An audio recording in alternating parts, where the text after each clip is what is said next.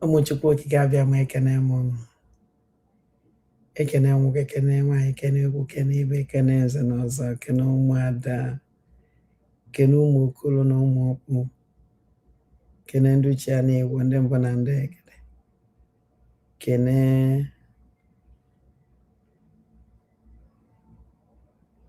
anya na-anọ ụbọchị na anụ Igbo jide ebube, kene mmụọ nwe ya nwahịa, ekene m mmụọ ya, ekene mmụọ ya, ekene mmụọ afọ, kene mmụọ nkwọ, kene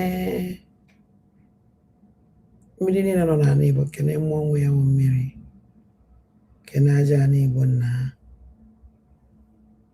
kene mmụọ niile Igbo ji dị ebube, kene mmụọ na-emere Igbo ihe na mmụọ Igbo na-emere ihe, kene nne mụrụ Igbo na nna mụrụ Igbo, afọ mụrụ ọmụmụ, ada mmụọ na-ekene, kene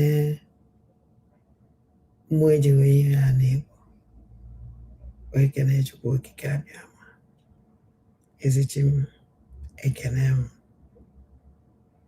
ụmụnne nke ka unu dị. A na-ekwukwe Happy Christmas everybody. Happy Christmas na ndị na-agba Christmas. Ụbọchị ọma ndị otu m. Yes. Asị nka m bịa ka mụ na unu anwụchie m ụmụ. Happy Christmas. And I'm on live program.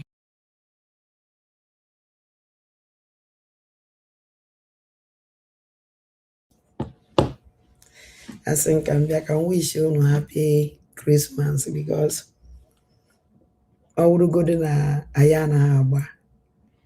I send an Abana Naba to Umuchineka. Very felice. I think I'm back. No. I can chineke no was that on easy. Yes. Adi is umajani. Adi is umibumroza. Yes. Because ebe chineke megide na iwe dendo we robust tata. On Ngozi Chukwu. And obiọma. And ịfụnanya chineke. I will not stand here na ya dịka wise. No. I stay na ebere Chukwu amara Chukwu ịfụnanya Chukwu. Yes. Onye kpatara o ji wee mee nya ọ dị otu a. So anyị na-enyekwa n'ihe ekene gbasara ya na ọ dịghị izi. Anyị na-enye ya ekene gbasara ya ọ dịghị izi. So then anyị wee elijeti ndị anyị elijeti. Yes. Because o nwere ndị anyị elijeti. When they wish like happy, and when they wish like happy Christmas, ma like it, I legit that's a happy Christmas of her. A word that it can never work. Yes. Then I am not that kind of life because uno mujule ju. Take I can say well go uno mujule is but juju. And oto I for no kete ba onyo na just as I am 1 hour ka mụ na ụnụ wee nọ anzie ka anyị kene Chineke na ihe ọma niile ọ na-emela anyị ọkachasị ịfụnanya ya wee na-ayọkwa ya amala n'isi anyị otu anyị si wee nọkọrịta this year ka anyị sikwa otu a nọkọrịtakwa next year na-eti ihe eti na-ewepụ ha ewepụ. Yes. deretere anyị na ya ọwụ ahụ isi ike na ogologo ndụ and o eji wee gọzie anyị because ọsọ nsọ ya ihe anyị na-ayọ o nwere ife ọzọ ụmụ aja anyị and Chineke ya emere anyị ya anyị na-ayọ ka o mezuola anyị next year hapụ ịdọkwa anyị ka this year. Yes, this year anyị na-akọrọ this year nnukwute nkwa ịma nke a na ọ na-akụtu efu onye ọ na-bute ọ na-anaghị eme onye ọ na-bute nnọọ nkụ bute n'itin ọ na-ema ihe butie pụọ na azụ ụlọ n'ihu na mbara be gị kọọ ya na ahụ a na this 2025 Nanya ya poor, ya poor. Yeah, a very worst year I have never seen in my life. Since I was born, I never see this kind of year. The worst, the worst, the worst year. Maskini no afọ ọbara na n'Igbo m nze m ọzọ. So amara m ihe mmasị nọ ihe nyere anyị joy, onwere joy anyị mmasị gị nọ ife ụmụ aja na nwetara n'aha awụ nsọ nsọ akwa alịlị ọbara ebe niile. So I can just na 2025 would the worst year, very worst year. So ọkwanye aka anyị eji wee na ya warụ si ya ọmala ebe ahụ o si bịa ya biko ya si ebe ahụ ga ande ya echi hazikwe na ọzọ ya bịakwa na ya dị ya echetakwa na anyị and ya echetie ọ dịghị possible na anyị nwere ike icheta disi ihe o nwere ife anyị ji ya eme, o nwere ife anyị ji ya warụ eme. So ụmụnne m ebidogodu na because as na before kụọ na m aya ekwedu ka ọ kụọ 12 this year agafe na reject happy new year, bloodly happy new year from Ngozi Olabugolo Fulani. I will reject it. I will send her back that happy Christmas. I don't understand. I'm not know if Melenoji will believe that. Now, yeah, accept. I know it's not possible. We can never accept that in such a year. Or if say happy, a happy Christmas. Which Christmas? Mana nke ahụ n'ikpeazụ ka anyị agwa ya okwu ya. Mana ihe nji were bịagodo na ahụ ịma na asị m unu n'anya anyị aga na m ihu gaa azụ many things onye agaghị ọfụma mana ụmụ nke ka ihe ụbọchị tata wụrụ ụbọchị anyị abịa nye ezigbo ebe akwụwa ogologo okwu mana o nwere ife m chọrọ igosigodo unu. Let me show you people something very important. Ịma ihe na-eme anyị adị ama ihe ọwụ anyị nwere ike efe ya as normal thing mana ọ normal thing. O nwere ihe hope ụzọ alụlanụ udere na-elu ozu mere n'Imo steeti. Angosi unu ife hope ụzọ udere na-elu ozu mere n'Imo steeti. And yeah.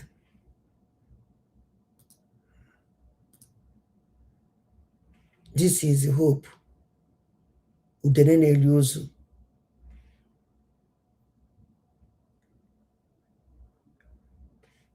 Oifa. I have never in my life see Odrifa Nandomu. Nena this video.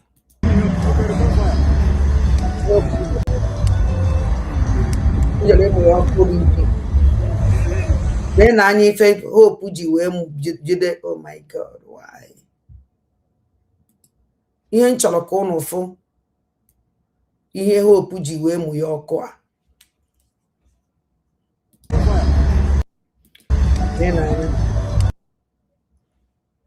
Ihe hope ji wee mụnye dị ọkụ. Blood, white and green. Blood of Imolite ka hope Morocco. All the killings Hope also Dimba gburu n'Imo State. At times, if I want to have some certain things, I kwesịrị ịjụ ajụjụ sị, kedu ife ife a mean? Blood, white, and the gleam. Now, kedu ife hope ụzọ? Kedu ife hope mean by that? And nobody asks question. What is the meaning of this red and the white and the green? What is the meaning of this red, white, and the green? Yes.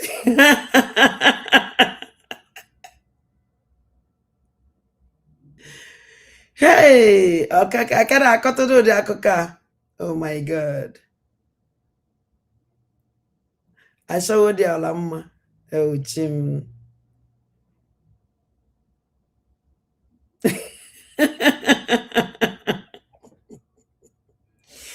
Thank God. How quite the same person now? Can I continue on? Ajụjụ ya ajụ this man called Hope. Red, white, and green meaning a lot. They say na ebe ọkụ a endri.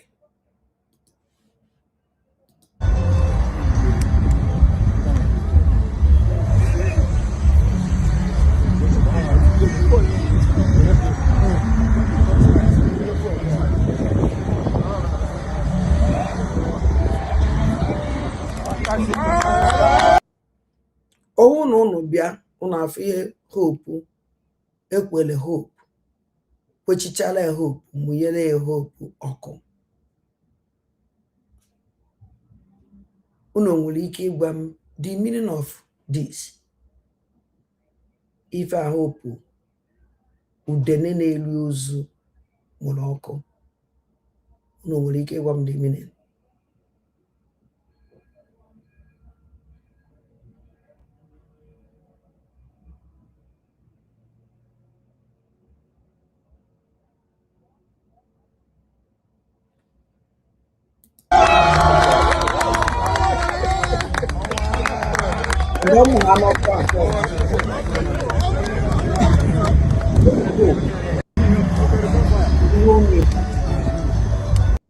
By ije with ihe o ji n'aka red, white, green.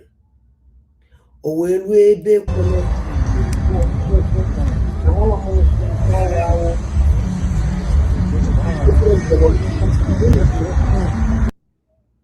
n'elu dị nkụ. O wee ruo ebe ekwere nkụ a. N'elu ka esi wee do ya nkụ, docha anya wee mụọ ya ọkụ. Kedu ife o mean?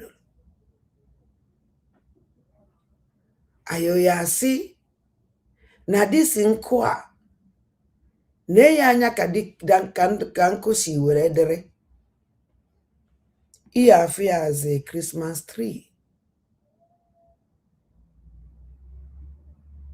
Or if you nwere ike ịkpọ ya a Christmas tree. Then mụzie ya ọkụ meanuziri gịnị? Okay. Now, abịa na white, red, or blood. Ọbara ka ọwụ. Ọbara ụmụ Igbo niile Hope gburu egbu. Ọbara ụmụ Igbo niile Hope gburu egbu ka o ji wee mụ ya ọkụ. Wee je mee ife agwara ya mee. Next year, ka ya amazi ka Imo State ya dị. And asị nka wepụta ya. Because I'm from here today. And say what? And then many are name happen. And the watch here, ebe hope many here. When on them not here. Nobody is here. You need to fly around this place with motor park like that place.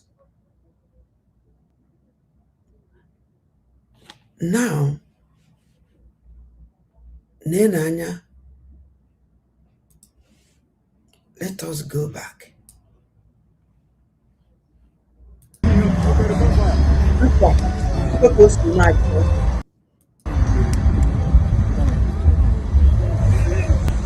Akwa hope we na-arụ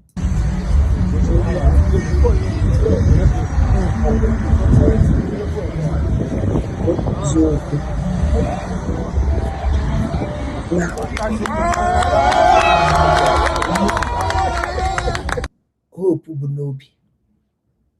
Ọwụ nọ Christmas tree ka ọ mụnyere ụmụ Imo steeti. After ka ọ bịaruru ebe o ekwu okwu ka m wezie nya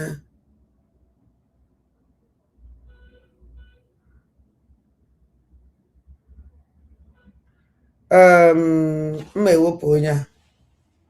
I will take him. O nwere ike ịkpọ m ashawo, and I can't never emenga allow ịkpali ọbata obie to my platform. It can never work. Never. It can do anything, man. I insult ọbata obie in my platform.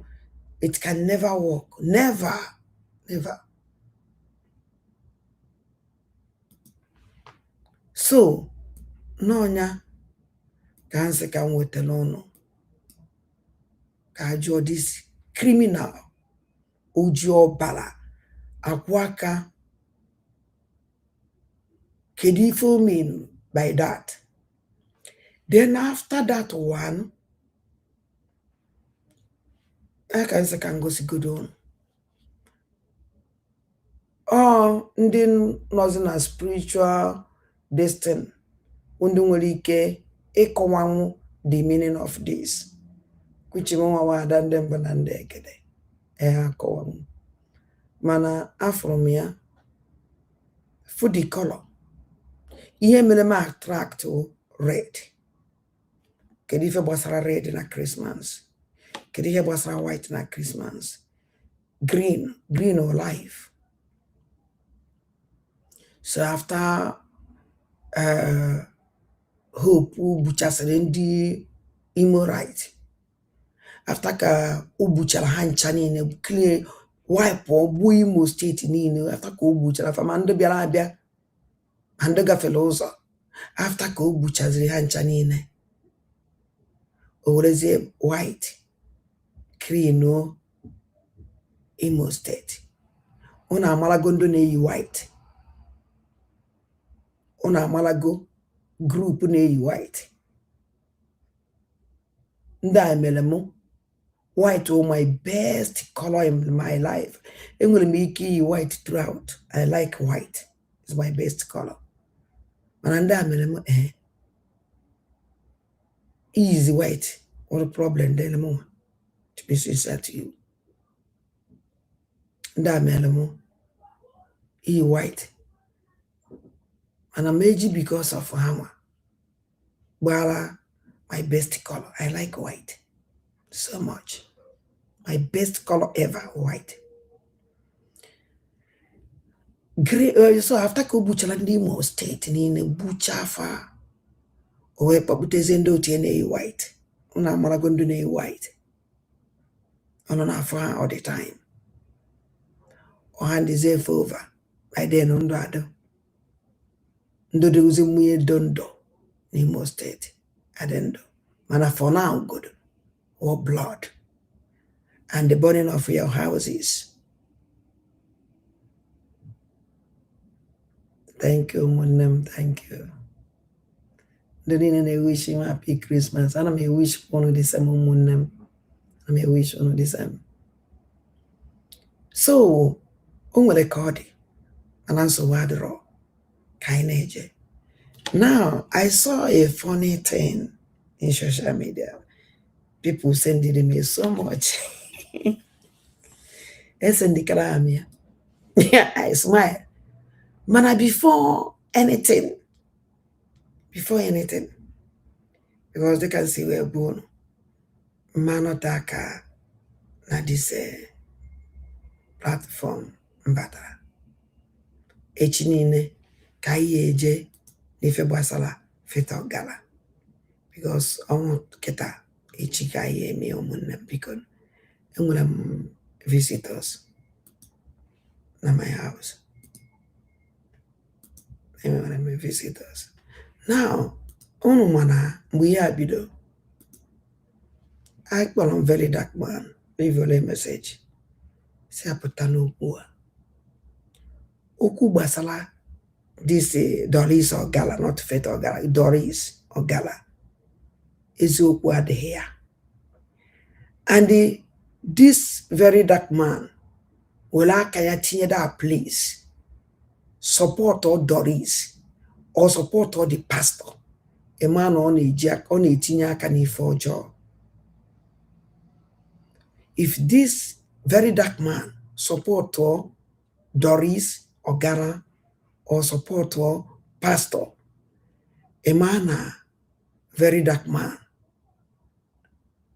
ewepụtago onwe clearly.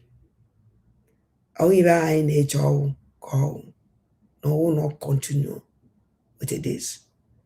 Na n'ezi anya, because ụzọ o kwesịghị ịbịa, onye niile ka mmadụ kwesịrị ime, no matter how powerful you are, no matter how onye protect gị or ike iji aba, you have to be very careful, especially n'ife ọ na-gbasara ụmụaka.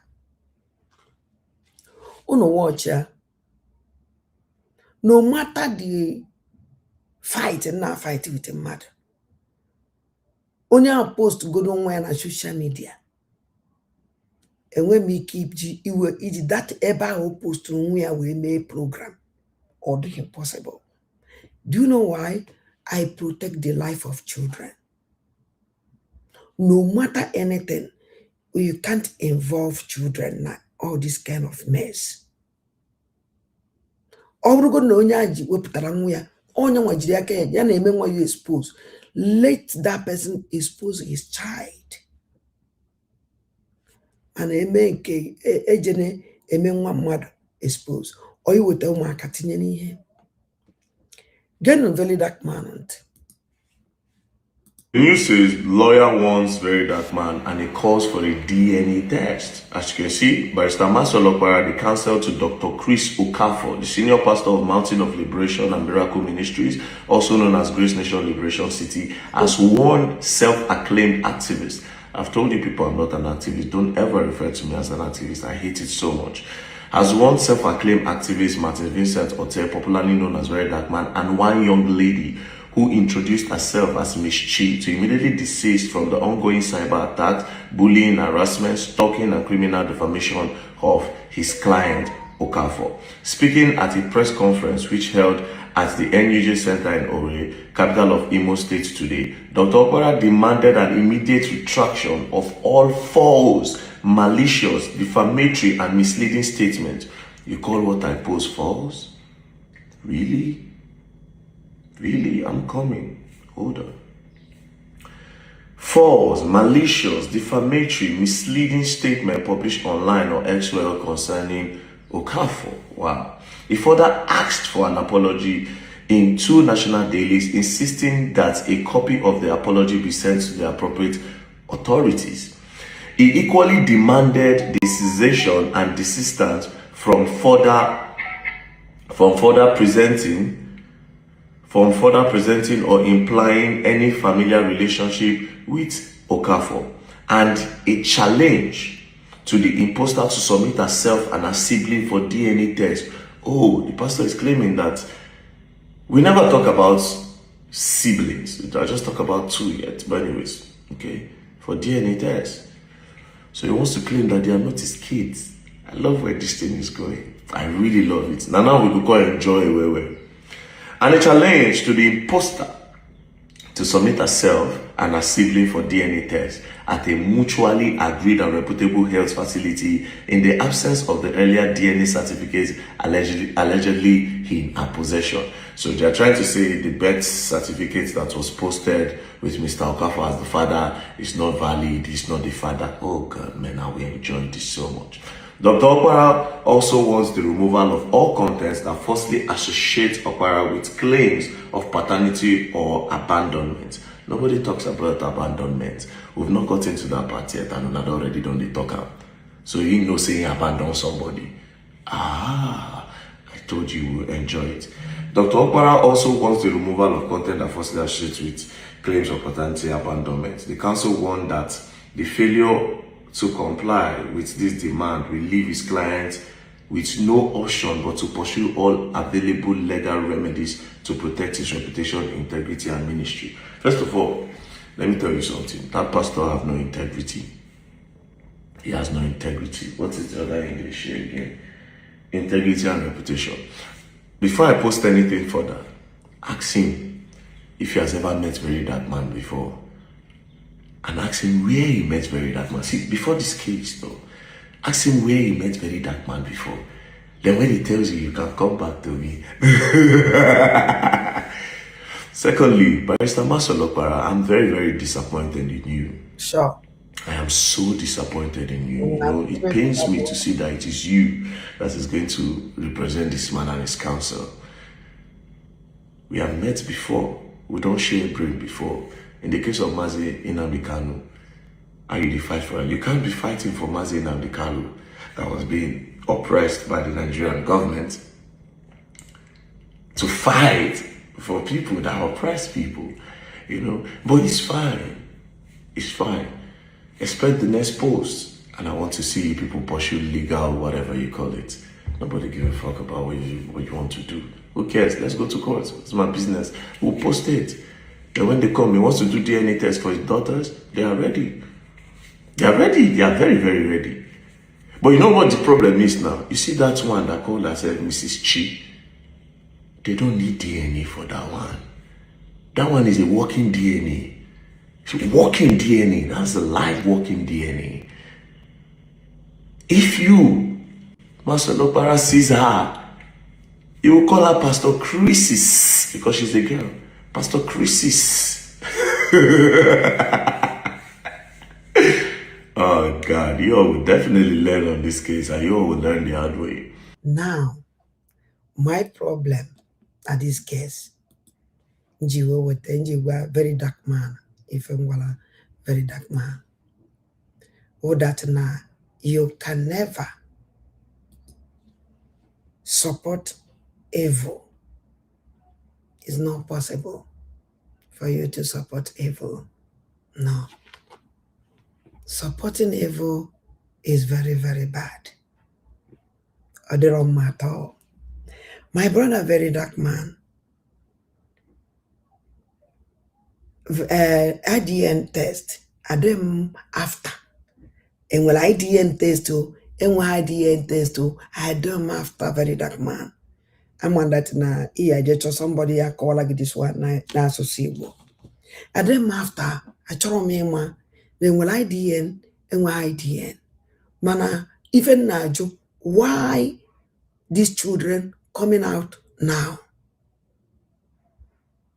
Now, actually, it is the case of these children covers here the impunity Doris Ogala and this evil pastor.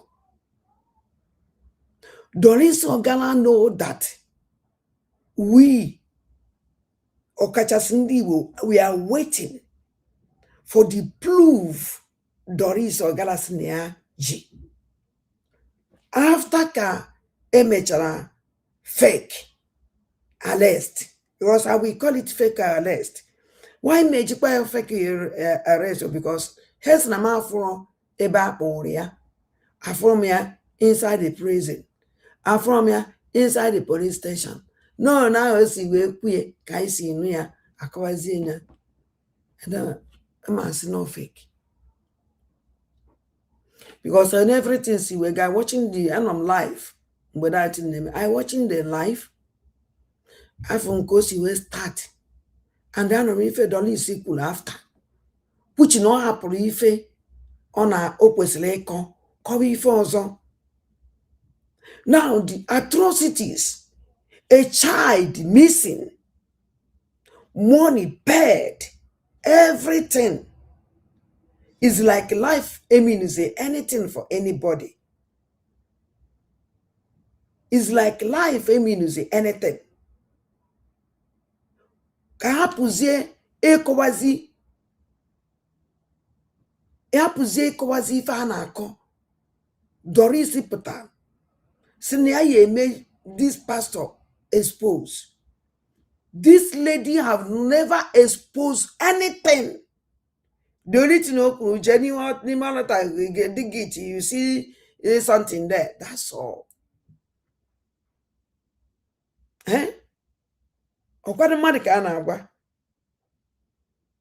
This is life.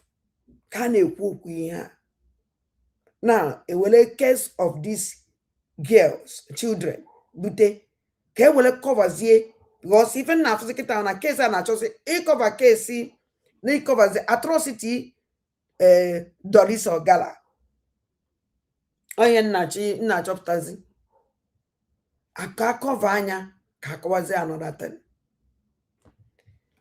Okay, nsogbu adịrọ, no problem. No problem. Onwere ihe ọzọ mma mma ekwu gbasara ya awụghọ ka anyị chelu nnọọ, anyị eche nnọọ chee ọfụma, anyị eche chee ọfụma ka ha jechazie nata. When they come back, then anyị amalazie ebe ya wee ife ye end. Also kwesịrị end ọfụma. Mana the only thing na-achọ ime ka ndị be anyị mara ọdat na mmadụ anyị akpa anyị ewu, or we can never be ewu n'aka onye ọwụ na ma awụrụzie somebody awụla onye Igbo. Ewere ụmụ Igbo egwu, ewere ụmụ Igbo etu play, ewere ụmụ Igbo eme nonsense. From nwatakịrị hurunu, from ebukwe egbuho, from abomination, from after atrocities, after ihe niile a, ya ka na-achị welezi ihe ọzọ wee cover. Watch since after ka Doris jechara that emechakwa arrest, eme arrest, exposition na onwe ọzọ onye na-ekwu okwu expose, onwe ọzọ onye na-egwezi Doris a na-apụtazi eme the past expose. Now eje kpọpụta ụmụaka iwedo n'obi maka na nnafa anụ na nwaanyị ọzọ kọwazie ife enweghị isi. Why these children apụta since ụwa fight for their right? Why? And ihe niile a na-ekwu gbasara ife ụmụaka kwuru, onwero nke a na-ekwucha no nkọbili ka a na-akọbili ihe, abịakwa akọbili ihe. Afụbe m even interview very dark man mere ụmụ pastor, onwebe nke a complete na-abịa court onye who is fooling who? Onye nwe ụmụaka. If you want to expose something, expose it. Now gbalie the net. Name what Doris okwu Doris kwuru after ka o jechara prison, also after arrest. This is what happened. Whoa.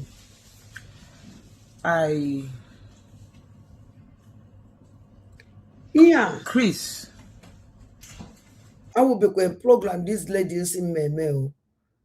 I won't quite can name me if I'm an achonka ngosigodo unu. Achonkunu gay this lady nte. Achonkunu gay nyante. How can you bring yourself out for this kind of this atrocity woman? How can? None agent arrested me through the agent who gave me the house girl. This agent. they may arrest. Christ may arrest through the agent. Through the agent. Nearly house girl. na na-ege ntị ife this woman na-akọ ihe ebe a.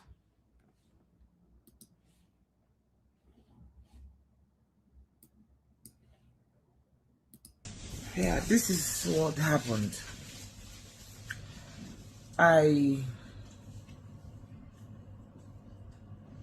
Chris. Can't forget in this woman. I like him a program this woman ọfụma. Ka hapụ ya. I know what eventually goes on. After all these things, nezie n'anya Dolisa Ogala. Ka dịka ọtata ka o posturu tata come for this one. 24 yesterday. 24 2025. Yesterday. Nenanya geno ntị ife okwuru ebe a.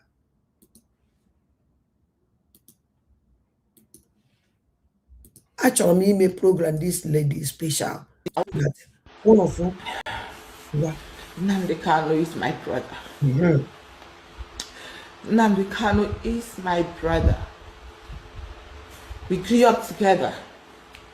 We grew up in the same environment. Mm-hmm. You count 1, 2, 3 houses, you see his house, you see our house. Now, this Doris Ogala neighbor na-asị gị that Nnamdi Kanu is his brother and then grow up together. Yana our leader Maazị Nnamdi Kanu grow up together. Nana agent. This is Doris Ogala Odahone.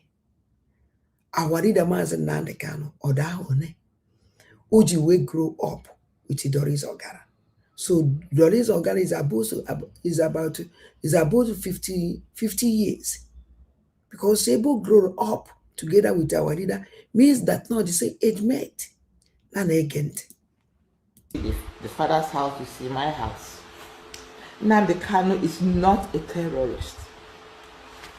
Nnamdi Kanu is not a terrorist. So, it's not a terrorist. No. This is unfair to him. This is unfair. To show you that this woman ain't want to shame.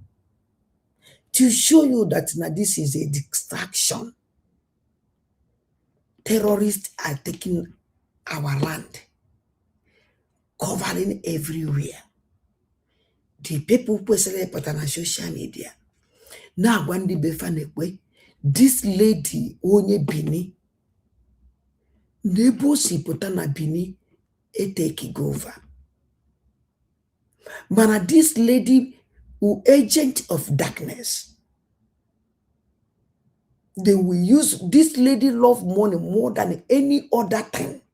The only thing this lady did after money, to the extent that this idiot sold his own brother for money. To the extent that this woman called Doris Ogala sold her own only brother for money with this rubbish on from here. Now, Kakoji wepota anything but that pastor indigo. Now I just need easy omo.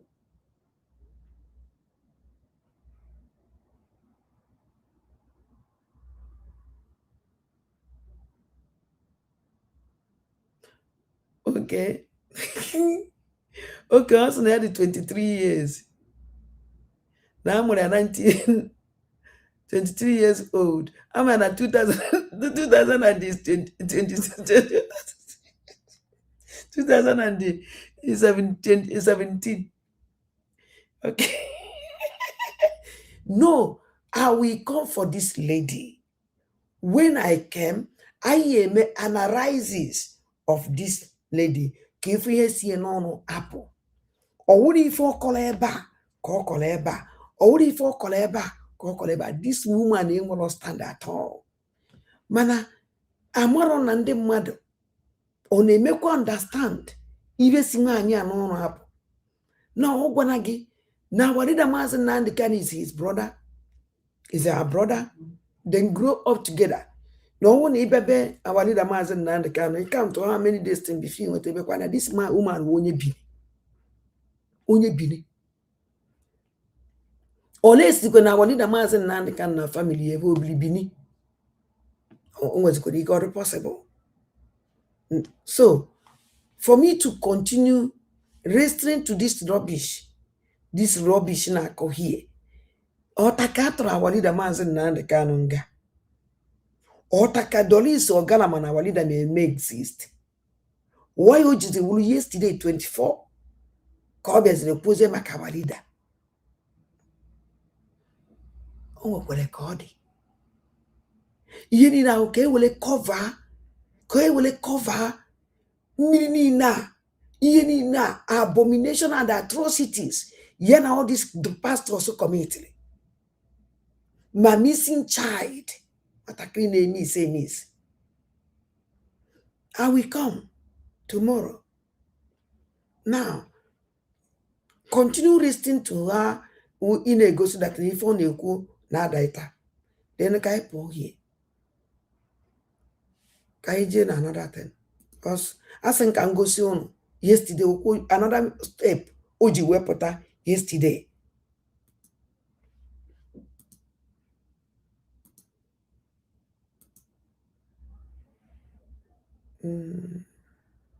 Achọrọ nke unu gee ihe a this thing gbasara ndị Enugu steeti, gbasara ndị Anambra steeti, gbasara ndị Ebonyi, Abia, Imo steeti, all Igbos ka ihe a gbasara geenụ ntị.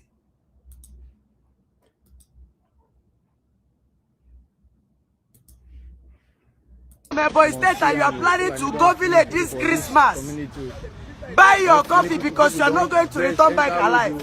As we speak now, Fulani men have surrounded the Boy State, and according to the news, they said they don't already carry more than 500 people in the Boy State. We tend to keep people for their house. I beg, help me and watch this video first before you say anything. This is when people try to attack them in the bush. They started shooting guns. Only advice I want to give is that you should call your mom and know if they are safe. And your safe place in the village. Thank you very much. My Boy State, and you are planning to go village this Christmas. Buy your coffee because you are not going to return back alive. As we speak now, Fulani men have surrounded the Boy State, and according to the news, they said they don't already carry more than 500 people in the Boy State. We tend to keep people for their house. I beg, help me and watch this video first before you say anything. This is when people try to attack them in the bush. They started shooting guns. Only advice I want to give is that you should call your mom and know if they are safe. And your safe place in the village. Thank you very much. Now, Okona forget. I walk about now, now will go over 500. Nobody, and nobody is talking. Nobody. Everybody keep quiet. I told you people. When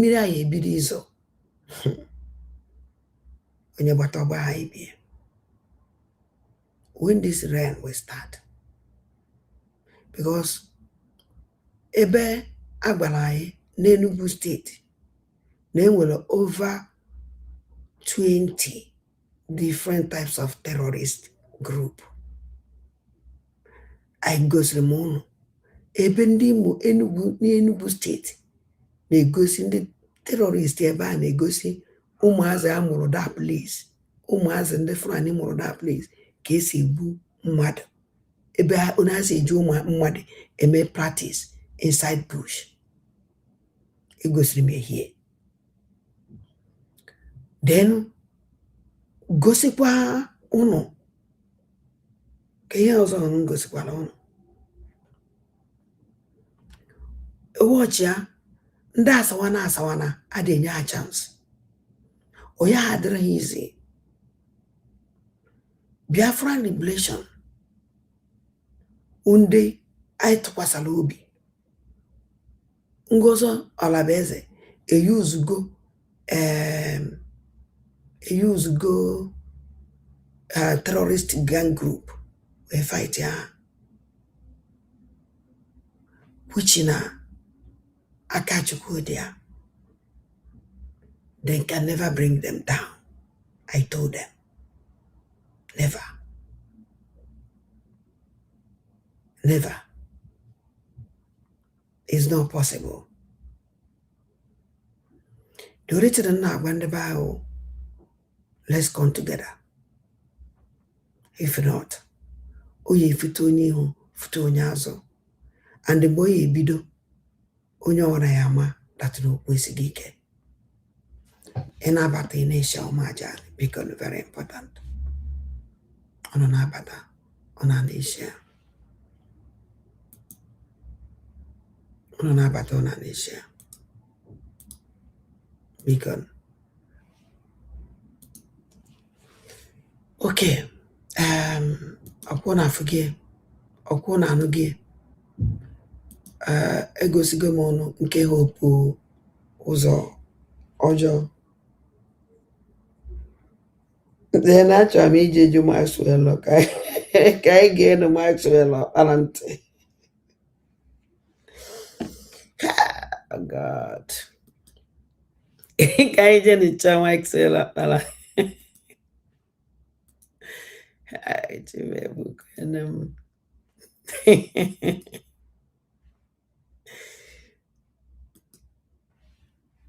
Emechi.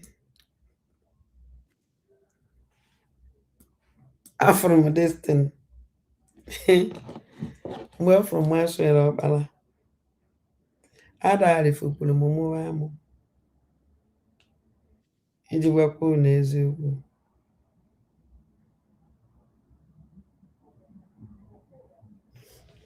Adagharị furu mụwa amụ. Do you know why nji mụwa amụ?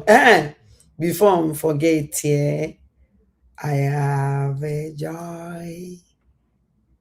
Obidomo, obi na-asọ m ụsọ. N'ihi na abụ m nwa eze. Obidomo ụtọ ụmụnne m. Ikuku na.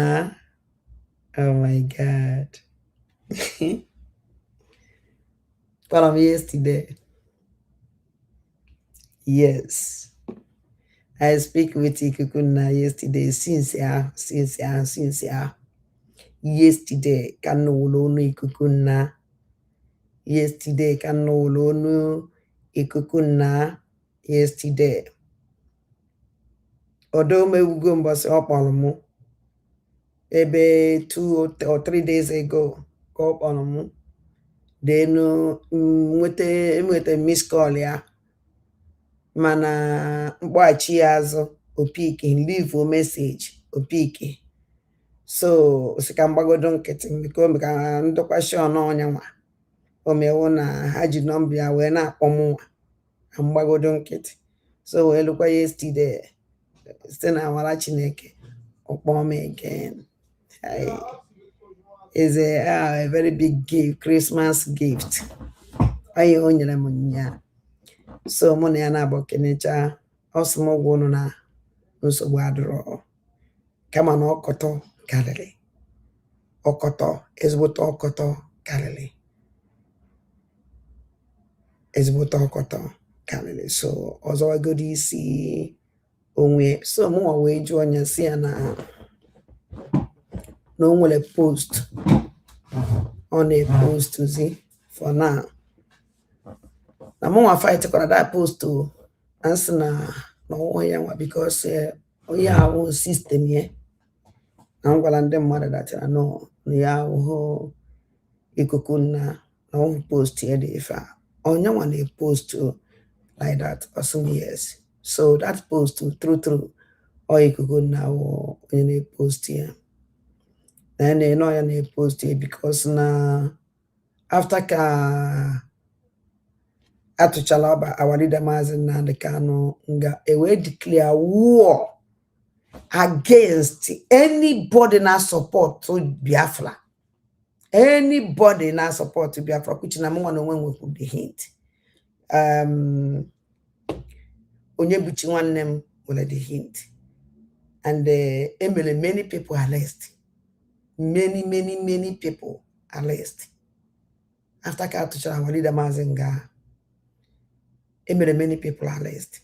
So no Chineke onye zọrọ ya nọ Chineke zọrọ ya anyị mekwara nnalụ escape wee bidokwazie zọwa onwe and ife o ji wee bidogodo like this because ọ sị na onwela mgbe ya agbawa ụmụnne ya aka anaghị agwa ha na-ekwe ka obodo si were dị asị ka igwe osigodo for now godo sigodo otu a wee na-ezi ozi until everything ado okay. And another thing otu ihe si wee kwụrụ and ihe kwụsị wee kwụrụ and ihe gbasara nga atụrụ awalida Maazị Nnamdi Kanu o wele down ọmadị na ọ sị na ya madị na ya survive ya I would shock ama na ya survive if even up till now na enwetabeghị onwe ya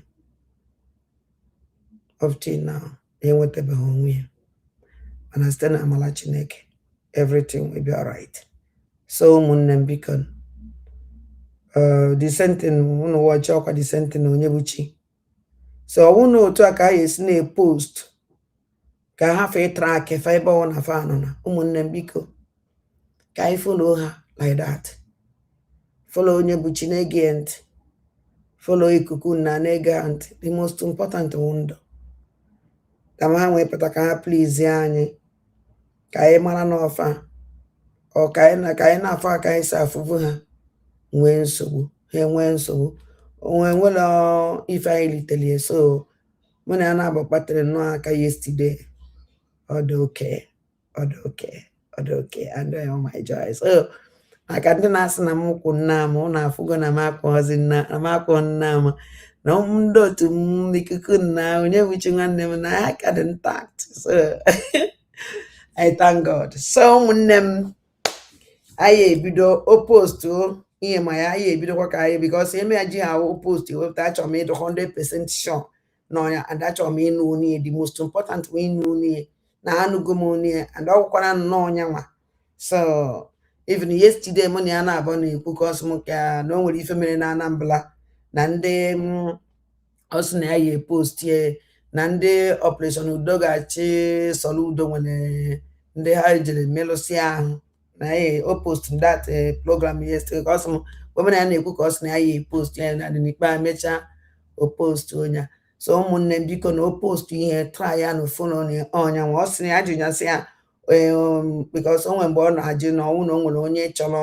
platform ya bịa ka na ya enye platform ọ sị mba na platform ya na enyebeghị ya anybody na his platform will still remain with him na onye nwe onye na-epost ihe na ya na o nwere onye ọzọ so ya ka nsị ka nzigodo m unu before ncheza ụmụnne m ahụ dị ikuku na my joy yesterday, can't believe it. Now, add to Maxwell.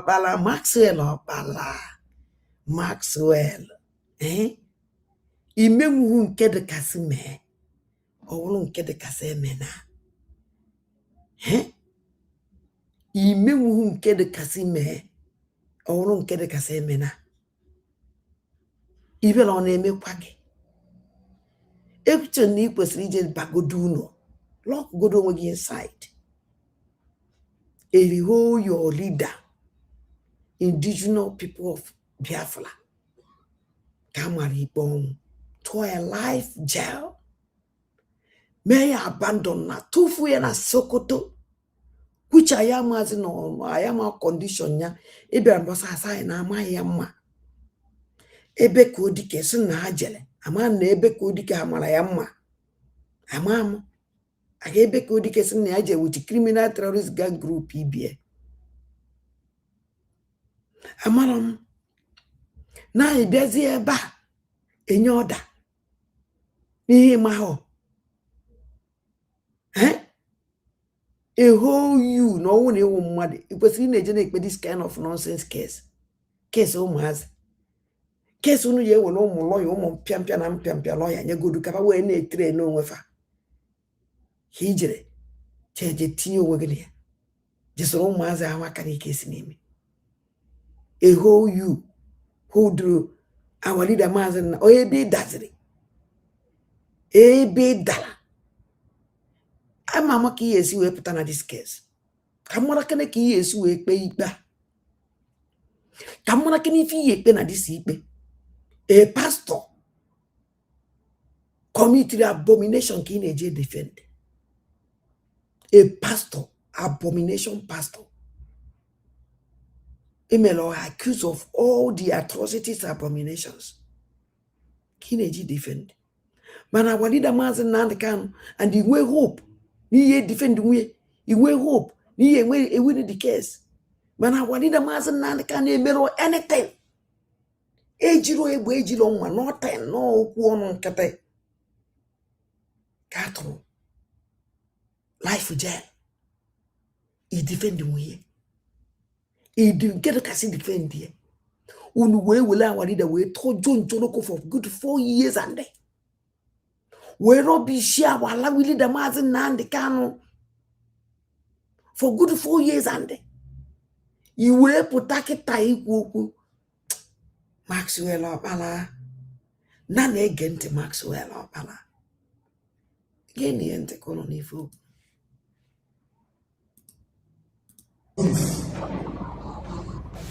And as well to the public domain of the cyber incitement, cyberbullying, cyber harassment, cyber stalking, criminal intimidation, malicious act of imposture perpetrated by Mr. Martins Vincent Osi, popularly known as Very Dark Man, and the lady, Miss G, that's how the lady introduced herself during the time of their committing this crime. Now, it's no longer news that this act of criminal stalking and cyber crime and libelous article and comments started by one against our client, Dr. Kafu, senior pastor, Dr. Kafu, started by one Miss Doris Ogala and the cohorts.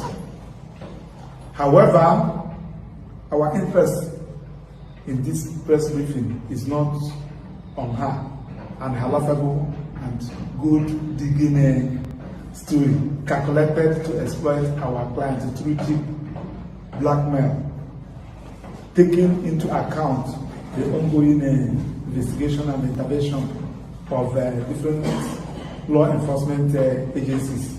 So who say that on that her own, that everybody should suspend commenting on it since they are investigating it. You know, we reported this matter to the police, and you said that our client breached his promise to marry you, and some other things you said. Instead of you to follow the due process by approaching court with their evidence and prove their case, you decided to go into social media, thinking that when you blackmail our client as a pastor, thinking that when you start crying, our client will call you to give you money or whatever thing. So we said we have not seen this thing happen. Assuming without considering that our client, a lawyer, put on a social.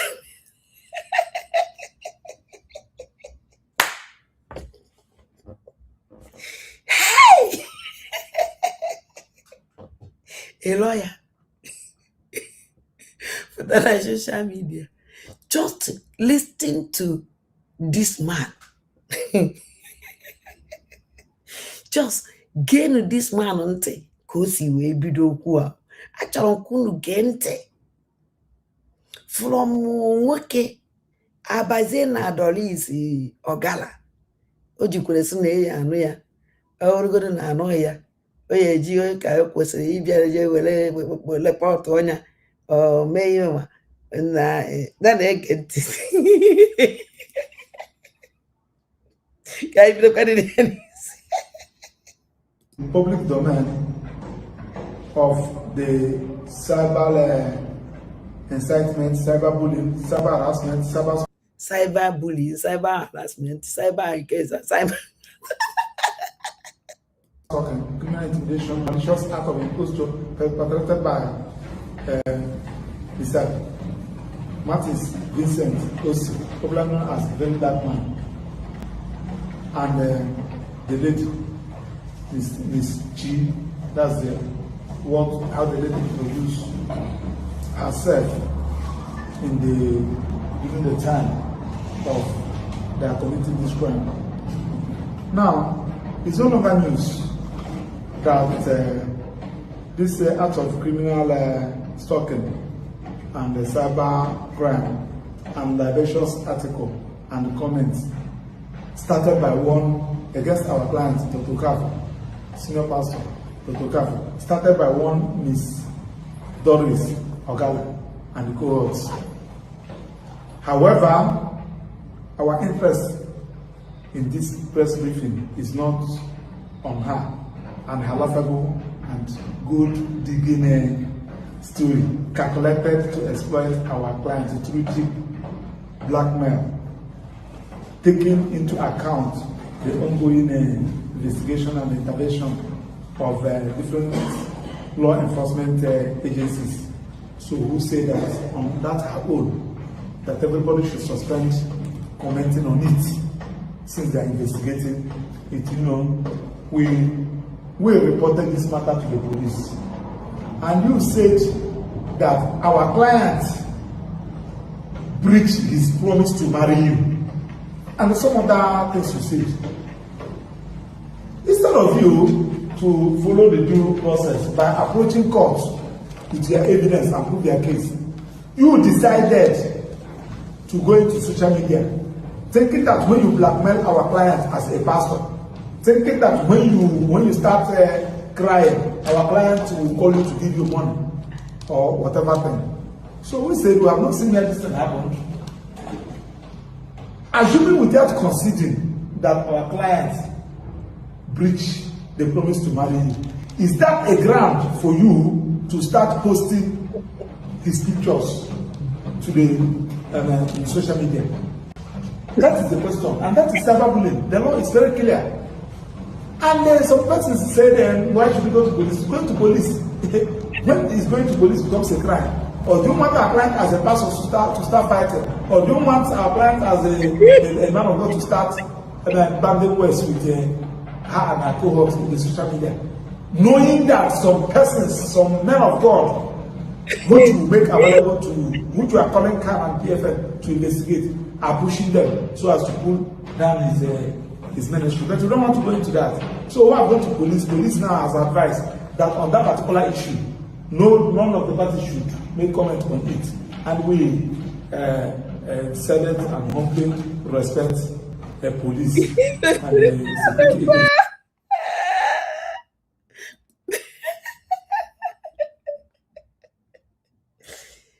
Hey! Now,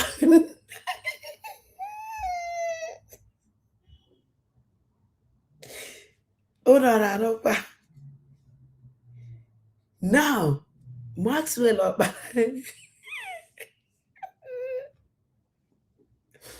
nwere kesi nke o ya eje na nke o jeghị eje, nwere nke o ji emetụ aka na nke o ya emetụ aka. Maxwell Ọkpara bịara ebe a akọrọ anyị ya o. I can't understand this man called Maxwell. Dissenting o mere na is like almost dissenting. Ọnwụ na nwoke, you see, Okwefiri ya gwara ọnụ, nobody can arrest this man called Doris Ogala. Nobody. No policeman here made this woman arrest. Do you know the reason why? Ekwubugo m ihe a. Mgbe m fụrụ this Doris Ogala at initial time, I can say, this woman know a lot of things. Ihe nwaanyị a bụ n'isi dị too much. Buru na-ejegharị and do atrocities. Nwaanyị a mepe ọnụ ikwu okwu, ndị oyi eme ndị ji adị involve ka nkụ. Ọ bụrụ ọsọ this pastor, ọ bụrụ ọsọ other pastors. All the rich people, Mobi Kubana, Kubana chief priest, all of them. Agwara m na ife ngwa n'ọnụ na-asị, ndị a na-egbu n'Imo steeti ụmụazị ya na-ebu n'Imo steeti gbuo ibu ya bupụta nwere ndị na-transport the body nwere ndị na-transport the organ nwere ndị na-deliver say all the particulars and those people police adịghị emetụfa aka enwere fara nwoke nwefara nwaanyị enwere agent mgbe m fụrụ this Doris with Chukwu Egbu wee sị na ya na-eje na bie ka nna ọma that na even before unfair with Chukwu Egbu case this woman onye you can't touch her case never o nwere ife nchọrọ igosi ụnụ na anya ife okwuru ebe a chere angosi m ụnụ ife okwuru nji sị gị you can't touch her case angosi m ụnụ ihe okwuru chere anya dị nke ada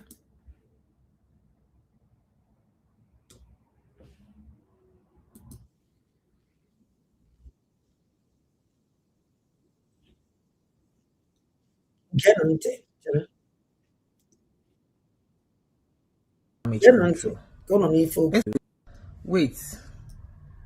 Oh, Jesus. Genante. I need to reach out to Very Dark Man first and understand what's really going on. If this is real or Chris is just trying to do a damage control. Let's forget about my own where he says blackmail, extortion, blah blah. That's, by the way, I dare them to sue me. I dare the lawyer to sue me. But that's by the way. Wait. That lawyer, is he claiming that, did I just hear that Very Dark Man did not reach out to Chris or did not hear from Chris? I just pray this is not true. Well, I need to hear from Very Dark Man to understand what's really going on. Chris, trust me if this is real. Chris, trust me if this is real. I give you 24 hours to come out and tender apology to Very Dark Man. Chris Okafor, I say if this is real, I give you 24 hours to come out and tender apology to Very Dark Man.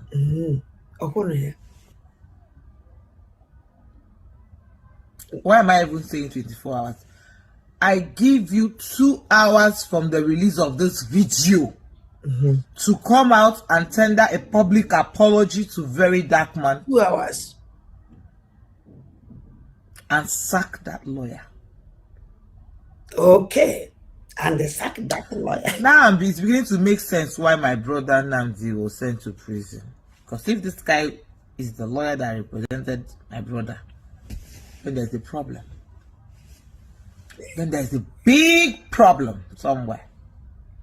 Did you ask your client if Very Dark Man reached out to him before coming to make a mess of yourself on social media?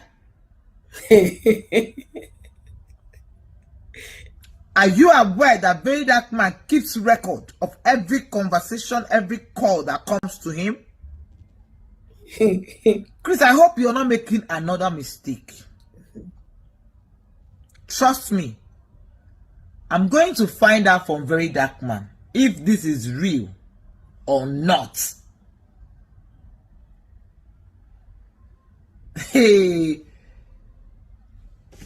Hey. Those people that were calling and crying should go and warn Chris.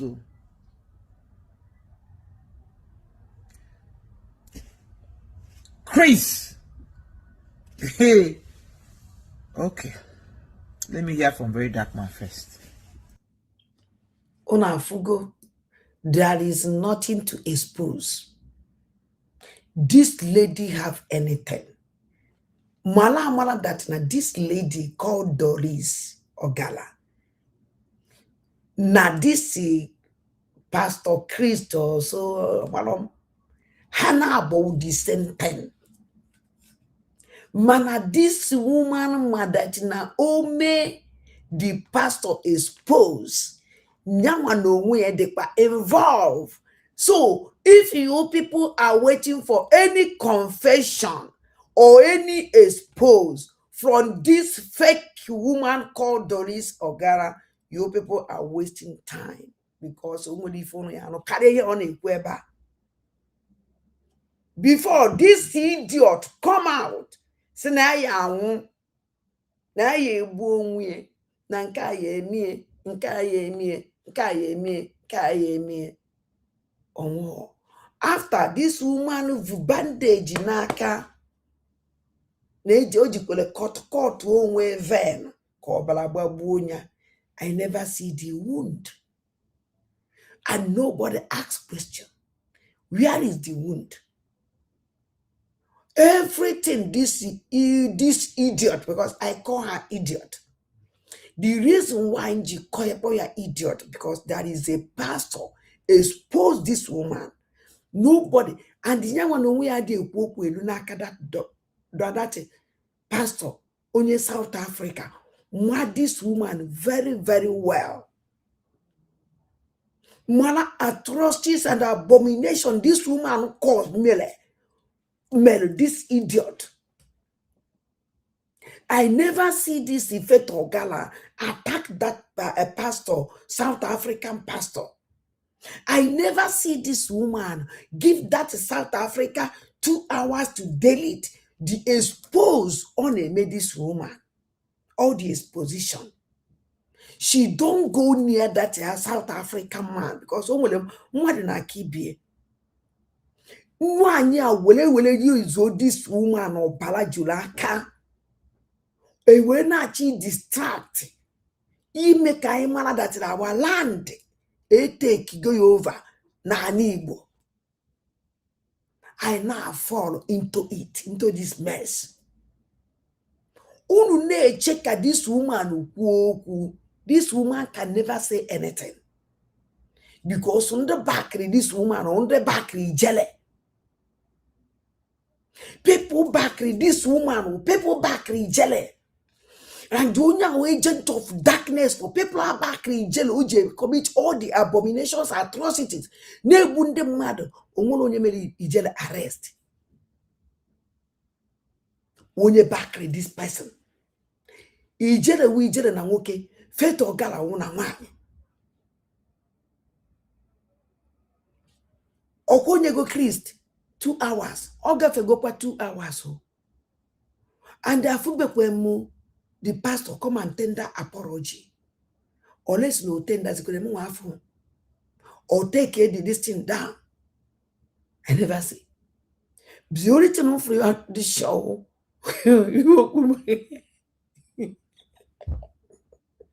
So see who could ever balloon bamuntu. Our leader Nandekam. Which na this fatal gala solo blackmail our leader. Because for young you a best friend. For one, actually our leader man has Nandekam on today. Even actually kowa. Kedifo na kumaka our leader. Kedifo now is it the lie. This woman na pota twice kolo onyo na afọ asị this woman anato and I still nobody understand her. Nobody asks question. Go to this woman anti for no. Just to get good into. Before this woman apatani in this kind of order, they put this kind of thing. Mazen on the back here.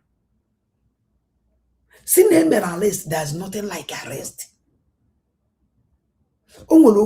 That South African man okuru. That nejego na ya na ndị meet go pay ya, akwo your war also ponya. Omechi onu, and you can never hear anything from her again. She can never talk again. Now if I just read you will cover this abomination, atrocities, abomination, and this lady put up on social media. Case ewelezi ụmụ this pastor pụtazie ka nwata nwoke a nwaanyị bịazie kọwazie nna ya jikwe na ya nke nna ya eji ime ya nke ọzọ mana nna ya not of since for many years ya na nna ya debi ọbịa mee nna ya expose ọbịa mee nna ya expose ọwụrụzie kịta ka ọ bịaziri ime nna ya expose ka ọta ka nna ya mere ife o merie ka ọ kịta ka o nweziri power ịpụta ikwu okwu was against nna ya. Come on. Only na support, only ma their support.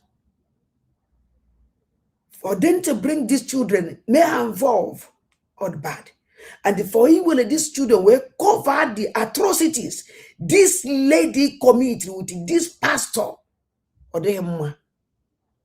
Now, we're missing child. What a clear what a clear star child will. Nobody is talking about that child. Nobody is talking about the missing child. Nobody. Break it the family bidoro boso. Break it the family mo ife agwari oji boso. Before break it the family sin yake ya to go na that case. Because in under that case, they strong than break it. Oboso.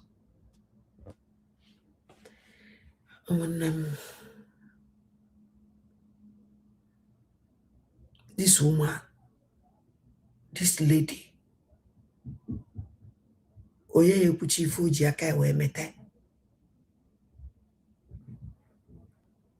Ijeze kita na social media. Iye na ewizu very dark man, children of pastor, very dark man, children of the dark of the pastor, very dark man. Na na ekuzi oku this woman. Yeah, we will give or die, go off. Aya na-eche ka Donald Trump bịa n'ụwa York. Ebe Christian Donald Trump na-achị bịa zọpụta anaghị azụ onwe fa. Ebe Christian Donald Trump na-azọ nọ na social media eme inyo. How can Donald Trump wake ọwụrụ gị Donald Trump? If we're Christian in August, that there's nothing like Christian in Nigeria. There is nothing like Christian, not just one particular place came with a Christian. If August, I'm waiting for Donald Trump to come and save us. Now can the terrorists not it on the whole place. This thing. They are on social media and they expose the atrocities in Norway. Na abu egusi na social media. Owuloge. Iseng the army. Biazo nda choro na onye na Yesu ike. Owulomo ayama abia. I will assure you. Come for what? For this kind of thing. Na for na social media. And a boogie. Na conquer your land. Na take over your land. Is may expose atrocities na your land. Anezie de uchie onwuru onye chọrọ ikwu okwu na ihe mere n'Imo state over 100 and something ozi ndị mmadụ ka enwetara one place just only one day ka o kwuru ya emechie life goes on and nobody cares. Nke ndị mmadụ jere ụlọ Christmas a na-ekiri na egbu Abiagwa in we go over 120 something different types of terrorists in Enugu state. Nobody is talking in nature Donald Trump. They are in social media. A foolish people. A wuputafa. After only 9 because after this woman ejiroku. After go na this idiot town from here. Eji any one at all. The only ones ewe weteze nwa Christ ụmụ ya ejire koto ụmụ ya tinye onye hapụ na ụmụ ya ye na-ewuzi. We are going to know after ụmụ ya wucha ihe afụkwa another idiot again ya apụtakwa from nowhere. Your land is going. Your land is going now every blessed day. Our leader mazi Nnamdi Kanu no na diko Sokoto aya mazi fetch our leader now. Aya na abu egusi na social media. with evil people nebuaye, with evil people at organihuaye, with evil people at all demon in ondo. And I'm sorry. As in Chineke mele me bere. Chineke mele me bere. As in Chineke mbiko nyalo maka. 2026. Oh my God. Can I do?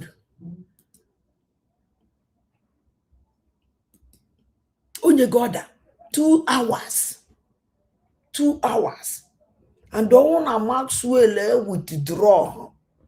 Oh, eba ka Maxwell on pala ye jechi chai je ofo yona. O mwana kwa na ono nka awokwa ya na Simon eba. Nka awokwa Simon eba o.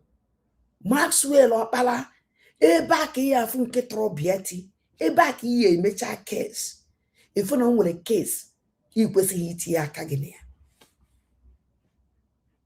I can assure you. When this lady come out, apụtara m ebe a wee gwa unu. Ife this woman ọma dị too much. Okwubeghị okwu. Omo the first person made a program about this lady. So don't mind this idiot. If onye ama dị too much. Onye ekwubeghị okwu and the truth okwubeghị okwu. When is it okwu now? I don't want to be anything because onwele anything ye eji aka this woman okwu. So saying for the local.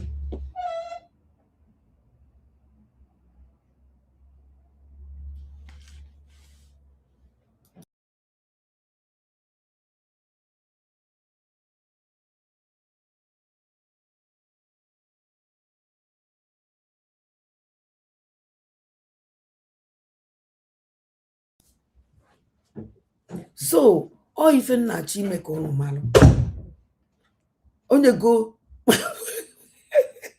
God damn it. In that regard, and so as to allow the wisdom of the law to take full course in that respect. Now, it is, however, worrisome that while the above remains, and that is the issue of those organ was on and remains inconclusive and under investigation, a disturbing and disparaging story began to make rounds in social media, setting the social media space agog and throwing blaze against the personality of our client, Senior Pastor Okafor. Now, our attention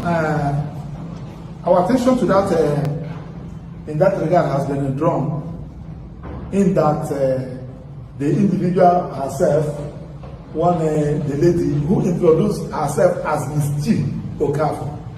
If you watch the clip where this issue was committed, she introduced herself as G. Okafor. The reasons for that I don't know, and has presented herself online as a biological daughter of our client, Pastor Dr. Chris Okafor, making false and misleading claims regarding his personal life and family relationship, alleging abandonment and neglect of paternal responsibilities on the part of our clients. Now,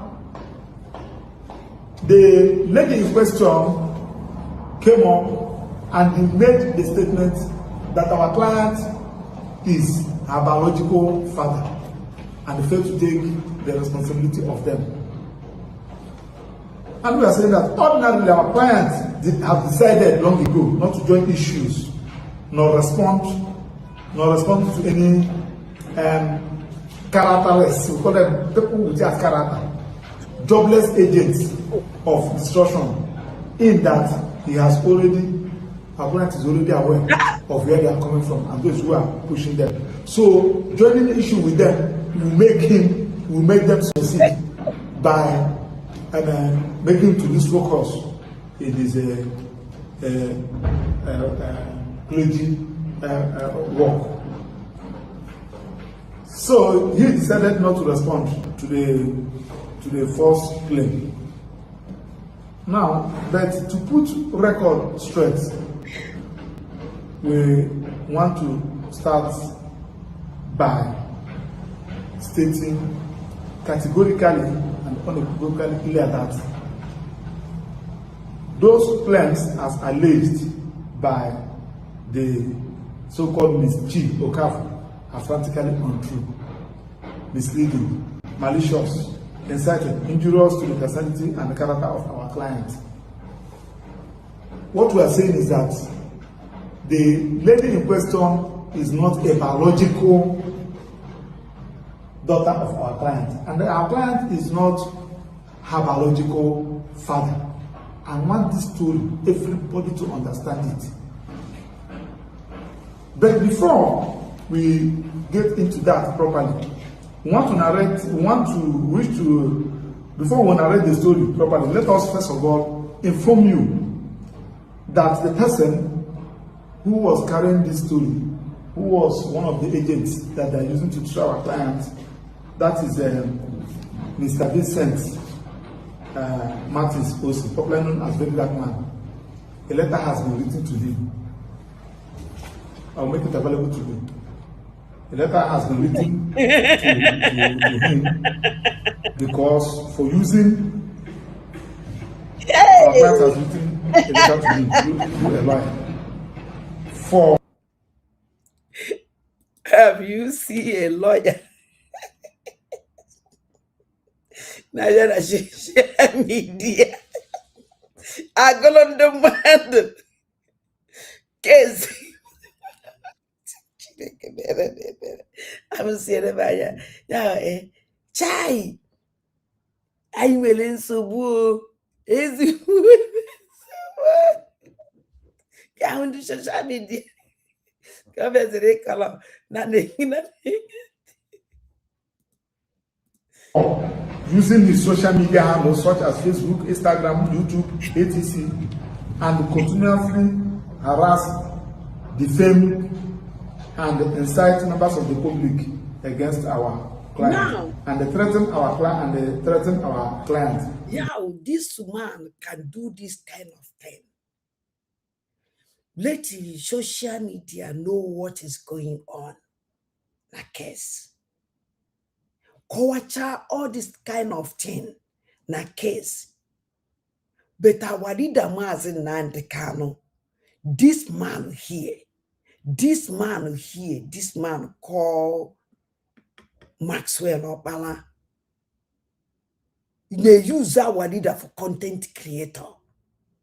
Never one day come out, sit here down like this.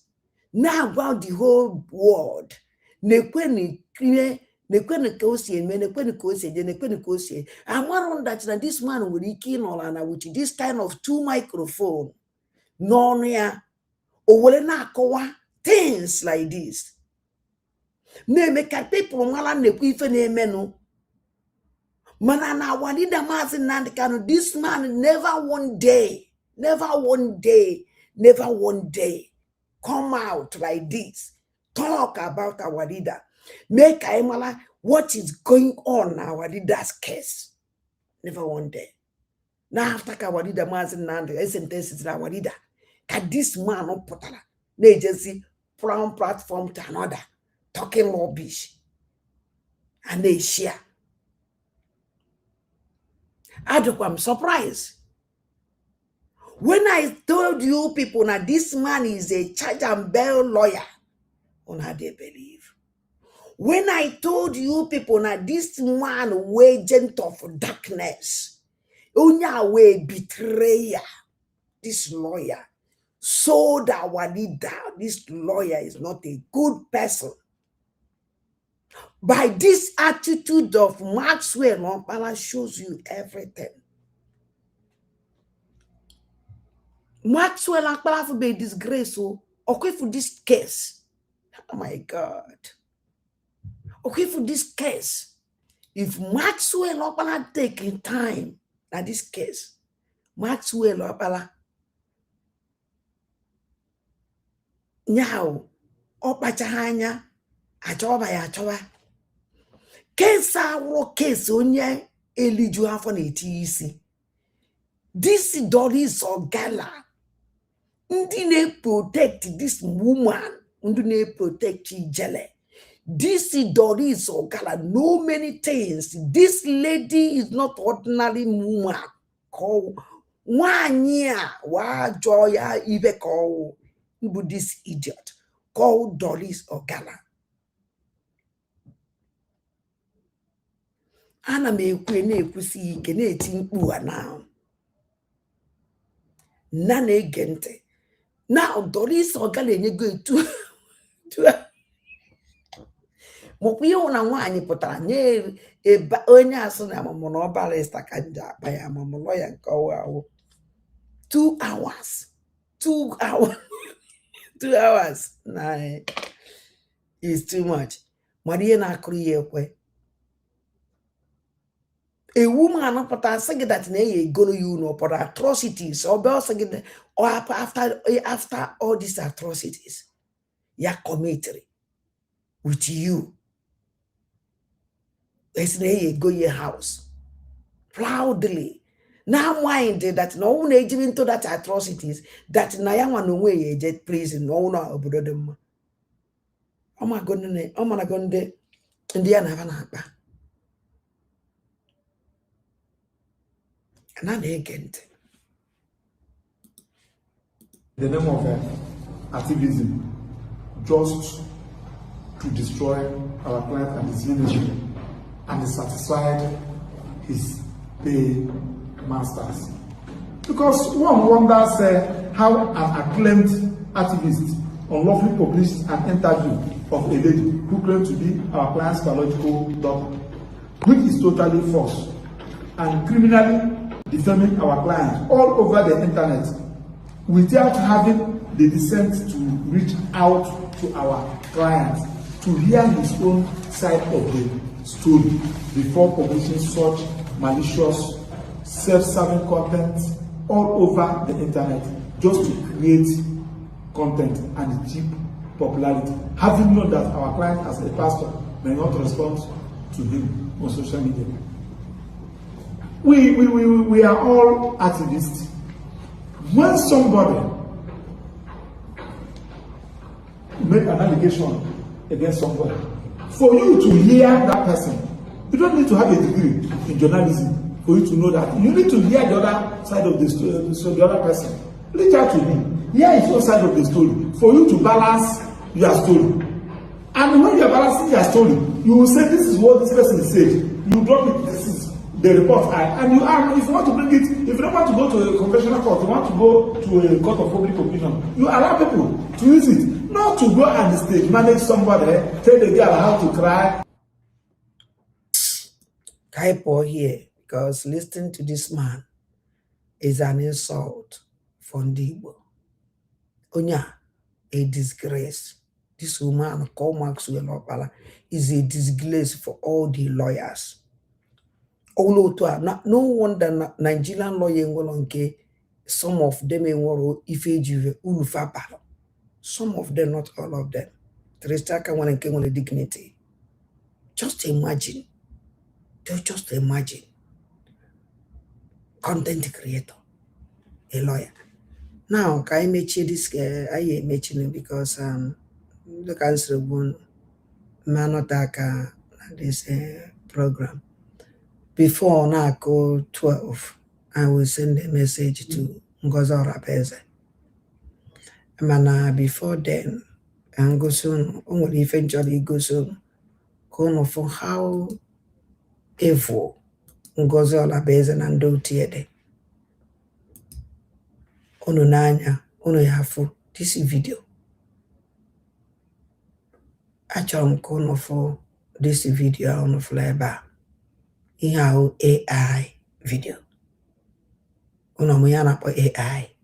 Uno watch Chukwu Di Ya, how clear this video the OTC will say una mano AI video. And if you made this AI like me like this, or maybe nebe omazi melihe kejeje take a video. So ka cover iru omaza so make AI so that all the iru omaza ye like organize efa. I can this video like this.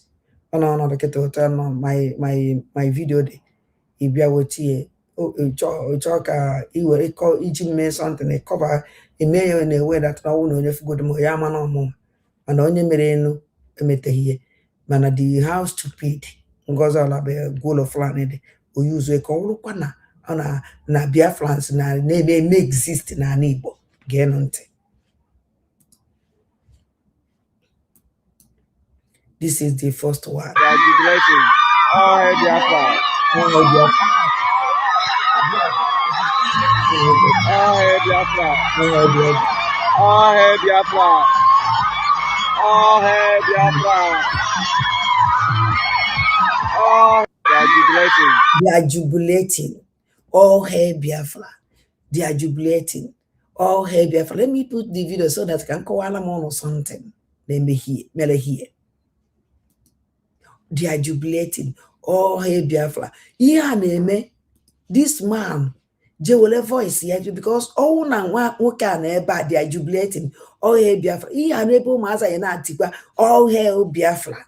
Ote all hail Biafra. If I want mele something, it's like during time of independent destiny. Here different types of school. So this is school where melie school will melie the competition. Na family. This man will all hail they are jubilating. All hail Biafra. All na nwoke a na-ebe a mgbe a na-eti that all hail Biafra na ọnwụ na ụmụazị na-ejubilate because of Biafra. Mgbe this man na-etiri all hail Biafra. The worst part of that na ndị a na-akparị onwe fa. These people are disgracing themselves every blessed day because Ngozi chọrọ prove that they are strong na Igbo. Ngozi chọrọ prove that na amụ ya na Igbo. Nobody know her, nobody recognize, and nobody will know this woman. Ngozi have washed out complete on our forces way. But Ngozi Olabe, you won by conquering our land with a Fulani terrorist. Yes, but let me tell you something. You can never take our land. As you come with them, now so you will go with them. I can assure you, an Igbo is not for Fulani terrorists. You people can never conquer an Igbo. Now, can go soon another one. And the rest. This match is commenced by Owerri State. Hey. Commander Dada is commencing this match to tell world how serious we are about this match. We are not relating. We are not begging anybody because Biafra land is our home. That is why we are here, live and direct. Our military is here, our soldiers is here, our police is here, and direct. You see how criminal goes and do together. The same matching, kanda, the same place. This man na say our military is here. Now this matching hall in Imo State, in Abia State, their military is here. Their destiny is here. Nka is here. Nka is here. And then Ngozi Olabe Fulani posted this. I don't know what this woman take us for. This is I don't know where Nigeria independent. Made this match na match in I wonder how this woman is in this thing. Okay, this or was it the was it I touch as was our brain. I don't understand, and I need help. Their army is here. Where is the army? Where is the army? This idiot is not here. This idiot is not here. He just to put his voice. Send the Ngozi tweet here. Another one. I greet the house. I greet the lovers of the freedom. I greet DPM. DPM, I want to surprise you to know that the Owerri State is at work. We will make world to know that Biafra is a free nation. We will make world to know that Biafra have their independence on 29 from 2024. Today is 2025 November. Today is 29 of November 2025. We will declare Biafra on Finland 2024. Today is 25. Today is 2025. This man Amadi Fuji. When you see, oh, it's in the room video. Oh my God. Adam, sorry, children. Each one the video continue moving. Why is OG record? To make Biafras to know that we will never forget the day declaration of Biafra. This man Amadi the date. Omaro 29. Omaro 20. Or say from just to gain if this man na ko here. I can return all this one back.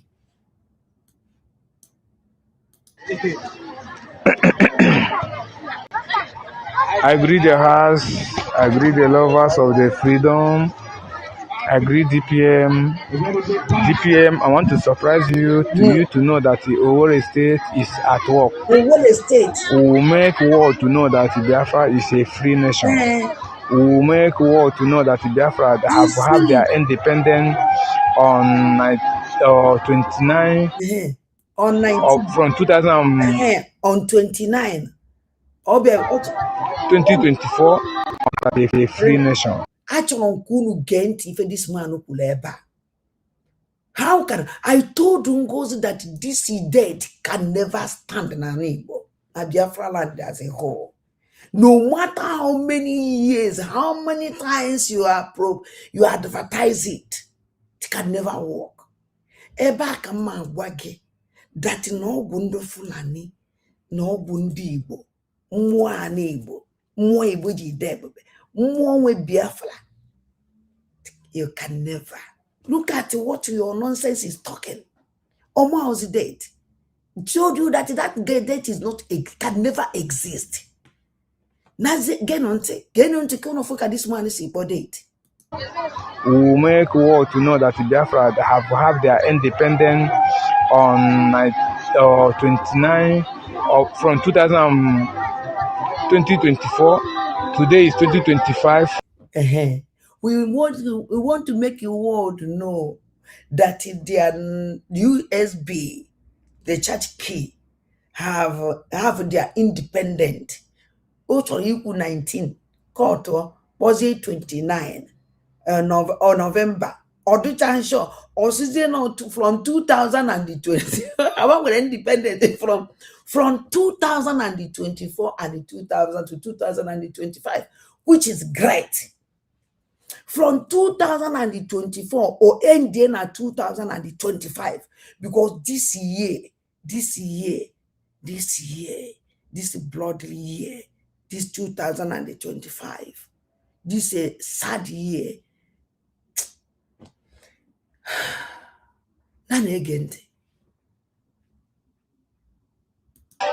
November, today is 9 from 2024. Today is 2025 November.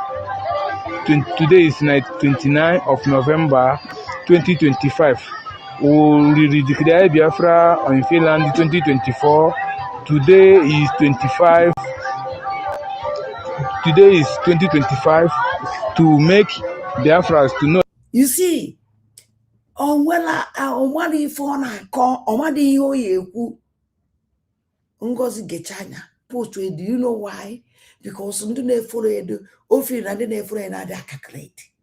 You if one or quite BPM, you gain, just calculate.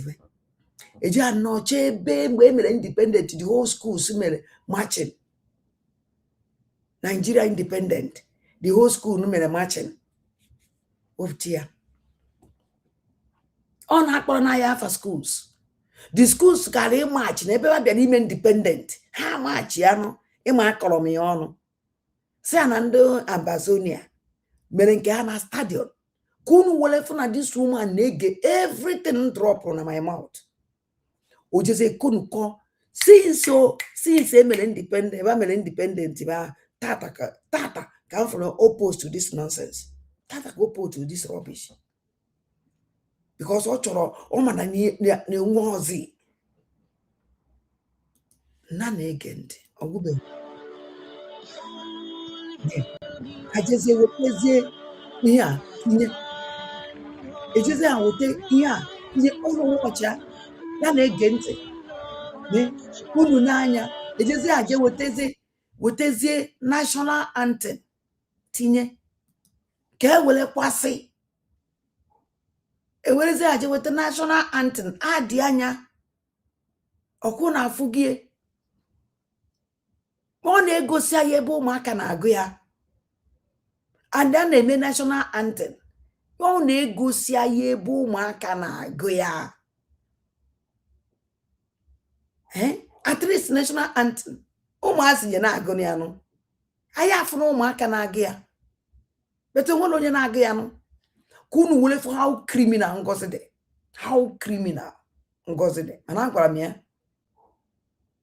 onwere ebe o ji azụ eje how foolish Ngozi dị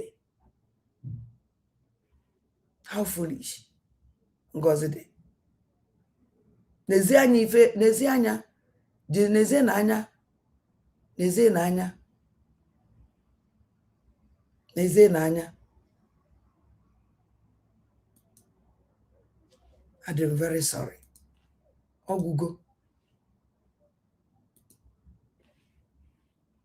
ka unu were fụ when they show us school only one particular school egosila one time guru national anthem Biafra national anthem during that time mgbe ọbata obiene ya ha guru national anthem gụọ ya ọfụma.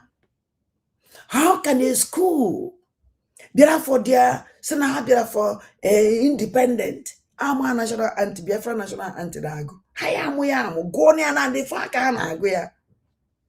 Somebody je were voice ya adị ya were national anthem tinye ka olu ukukwe nnọọ na ife ekwuru n'ọnya were mee AI fruit ya ka o were complete ahịrịokwu ndị a. Now let me go warn her. I emechie. Then Ngozi Alabeze. Nenye. Pure red. And I hope ụzọ dị mma. Complete pure red blood. Pure red blood. And the name now complete blood. Ke wele kwasị gị that no na-eje church. Ịma ndị ọjọọ ka they will prove you something. This woman is a Muslim. And are they proud? Oh, how can are they proud? Oh, go and wake a complain.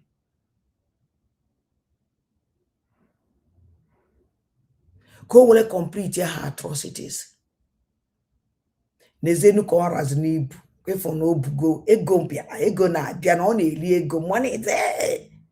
Our people a na-egbufa na-ewekọrọ their particulars na-ele o na-eri ego ifu aka ọra n'ibu otu aka ọra mgbe o je Finland mgbe fra na Finland ọha like this abịa sị na o ji ego ọbịa sị na ọgaranya. Why o ji ibu by then? Why would you always not so ye by then? There's any and now. Osachigo if warranty. There's a cora, ego nabata, and only read the money. Guaneziano, oh, we should own happy Christmas. Get on the economy folk, or do a get with me. Come after go me about man or if folk. Greetings, dear friends. My name is Dr. Ngozi Orobweze. Now, good evening, Biafrans. Omela introduce of herself because she know very well that we don't know her. And we can never know her. That is why she introduced herself. Have you seen this criminal introduce herself before? The answer is no. Why? Ojizeme we introduce? Have you seen this idiot introduce herself before? Her name, doctor. Certificate here, details of her stupid life. There is nothing like a doctor there. Her details of her stupid life. Enugu State. There is nothing like a doctor there. Why Ojas as a doctor? A cleaner. Na psychiatric hospital. A cleaner. Na psychiatric hospital. This idiot is not a doctor. Because like this state of her stupid life. We back up like that no one in Enugu State. Now nationality born in Enugu State. Onye Enugu State call. Cause ya was onye uga no na ekusigo. Ode na ya onye nationality ode Enugu. Asmo ode uga. Mo agwata. Mano Enugu State. Nke enwere ebe ala Enugu State ebe enwere 20 different types of terrorists now. Now ya bịakwa gị na emeka onye ọna doctor. Ebe joy ilu obi wu professor. How have you before? Onye ọna nozi na the man that now as no onye wuru doctor na professor or ọnọrọ. So now her stupid life, details of life, her death of bad debate or death of nonsense, or can't call death of nonsense. Can't hold with her. Everything about her did rubbish nonsense life, and they go no see young an account. This criminal doesn't put doctor near ebo kwesịrị doctor. There is nothing like a doctor. Ngozi Olabugolo Flani, commander-in-chief of terrorists. That's the TDZ doctor. I'm going to introduce. Now, I ask me, I don't know to see we introduce because we don't know her. We can never know her. She can never exist. Unless more than them to do wrong. She can never exist. And don't happen. Because was you were bad. None again what she said. I'm the Deputy Prime Minister to the United States of Biafra. I bring you a goodwill message from our Prime Minister. He said, nobody, you see how criminal. This idiot never one day go to see our Obatobie. Obatobie actually joined for this nonsense woman. Never contacted her. Never discuss with her. Obatobie did not would say that I don't know this idiot. I don't know anything about USB. If anything on family don't put my name because this USB when I have problem, I am with Brigade. The USB is the organization form. Now na pleasing na court ebe I can run here for the first time. You see,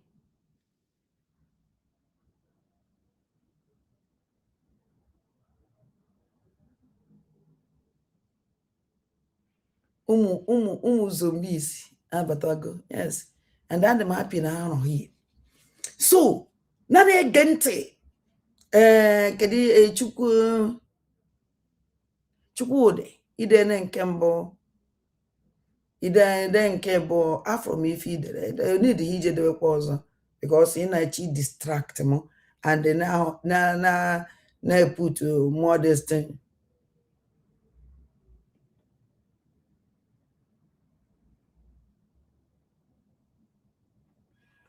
Okay,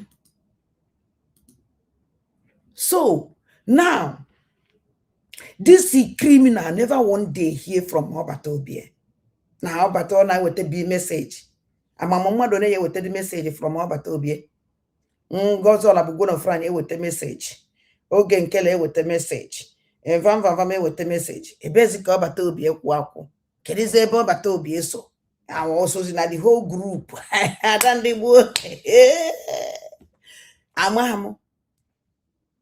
I'm all to be ala.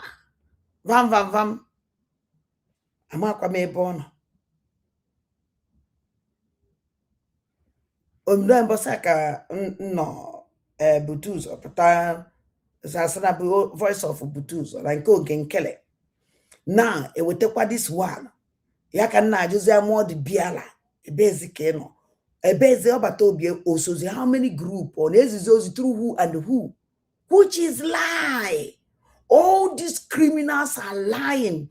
This rubbish, I show you that this nonsense never one day speak with Obatobie.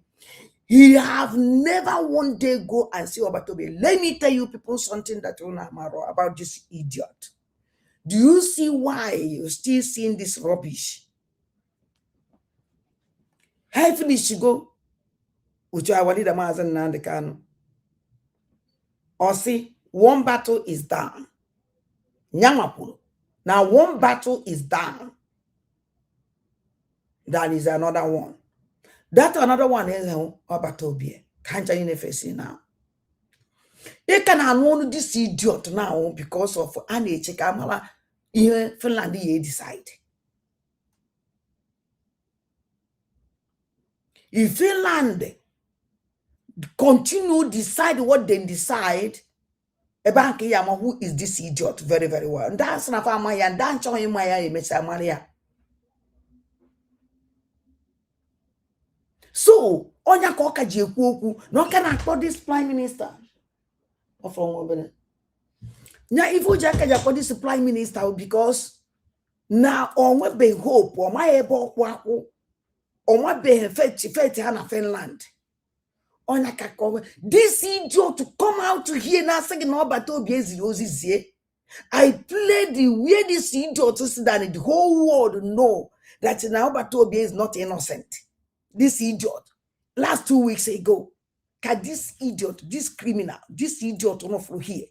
But here, na social media, we see now the whole world man Batobia is not innocent. Galeba kita na assume that now Batobia is Rosie. Excellency Simon Eba. He wishes all Biafrans a very Merry Christmas and a prosperous and wonderful Happy New Year.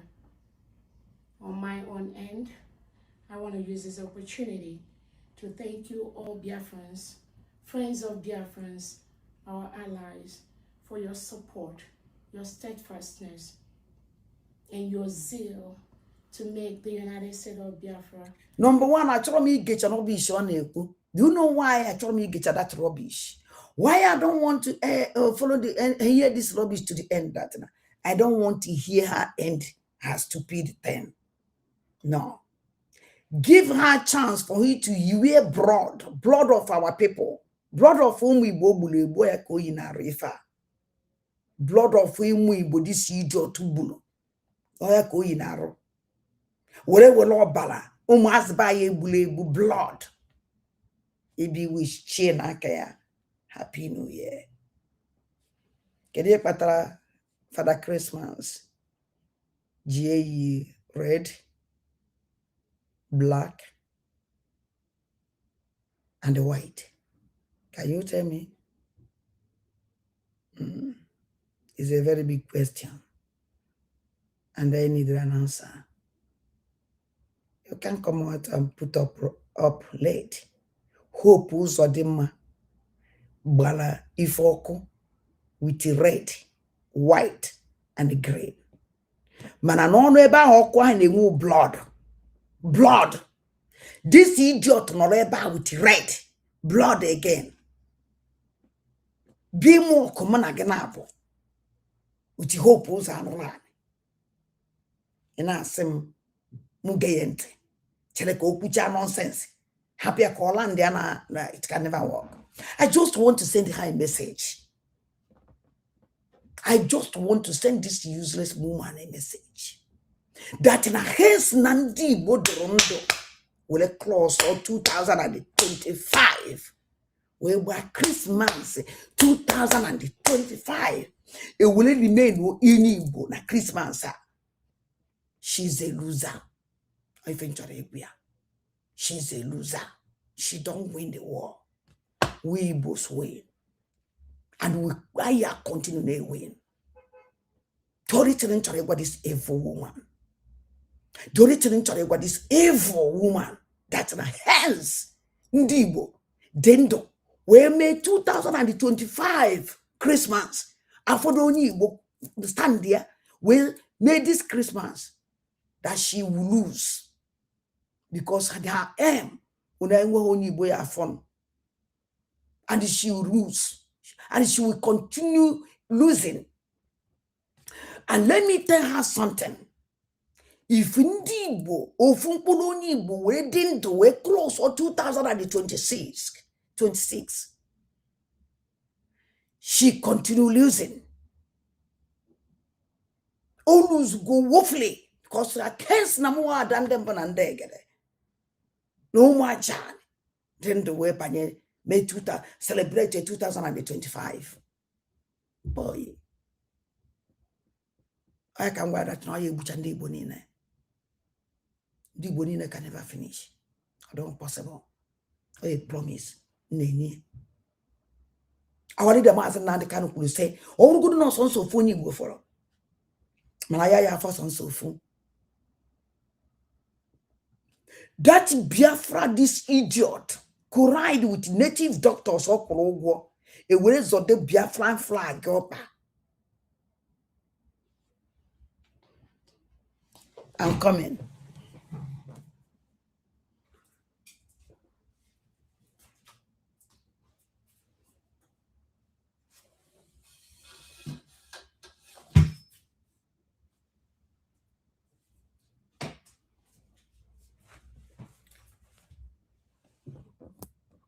My experience is Simuje with the flag. Biafran flag. Ulegwa Ngozi Oku. Ngozi, do you see this flag? This is Biafran flag.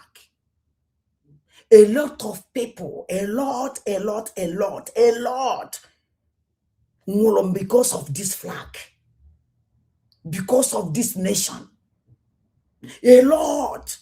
This 2025. Ngozi Olabeze. Over 10 million Biafrans. Ngoro. Ebulebu. By you and your criminal gang group. But your terrorist group. Il recruit Bukoy for AK-47 sophisticated weapons. They will massacre the whole massacre of genocide. Biafra land. I can assure you. You see this flag? Oh, yeah, lies. Whether you like it or not. Let me tell you something. Each one of the whole 3 native doctors. How we just so do Biafran's flag oba. Okwan chore gwage. Embosin chore gwage wow 20. Now 20 now. Mbosin chore gwage wow 1st of January. 1st of January, I will come again. I will reserve some. 1st of January 2026. Come out because this flag will rise. I will bring out this Biafran flag. Tell you and your agent and your criminal gang group and your criminal terrorist group that this flag. Only famous of this flag have arise. Whether with this color, whether with another color, but if I have a Biafran flag, you can never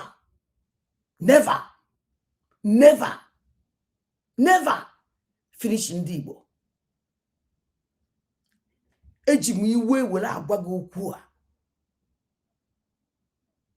You can wear the red. Let me tell you something. Mirina Machabara. Amuke ifade. Ani bomuluze mwozo umu ibonine umu ife. the rising sun, obodi fede, and your chineke mere order like that. Ngozo labeze, you can never quench the right. Ife, or if I will. And when you see us, you will know us. You call Nigeria a terrorist. I thank God it come out from your mouth. You know what you represent. And if you represent. And you calling what you represent a terrorist, you know who you are. You represent Nigeria. You are agent of Nigeria. You're Nigeria. Your brother is a Nigeria. Your family is a Nigeria. You call your country a terrorist. You have called yourself a terrorist, not me. You see, not me. I just call you what you call yourself and not what you if you call. I give people if you will not go declare yourself and we see the action. Terrorists everywhere. And those terrorists come from where? Nigeria. And who represent Nigeria, you represent them. You are Nigeria. You make sure that your agent of Nigeria being terrorist is surrender everywhere. And they make sure that no indigene. When you indigene, so but then you come again. You relate. Lady shoe. Lady trouser. Lady mappa. Lady anakanon each other lady. Because any me with a white sitting at least that's gonna Christmas. But no, pure all red blood. Obalanka uguko yawa, not more. And don't want we meal, but not me more. Do you see this flag? This flag, this rising sun, this rising sun. Do you see it? Rising sun, oh yeah, lies lele. Nature here. No amount of sabo ye make at this rising sun. No amount of pipeline everywhere. Ye make at this flag, this rising sun half a rise. More. Yeah, whether you like it or not. Me try yeah, we are like. Oh yeah, lies one day. I'm not on the day. I'm not on when. And I'm married because this is December, January 2026. Muaya be special when you follow a powerful message.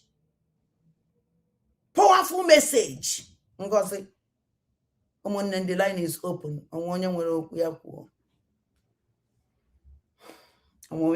If not, I see because and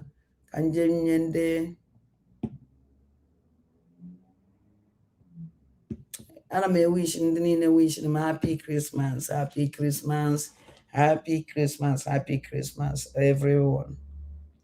No.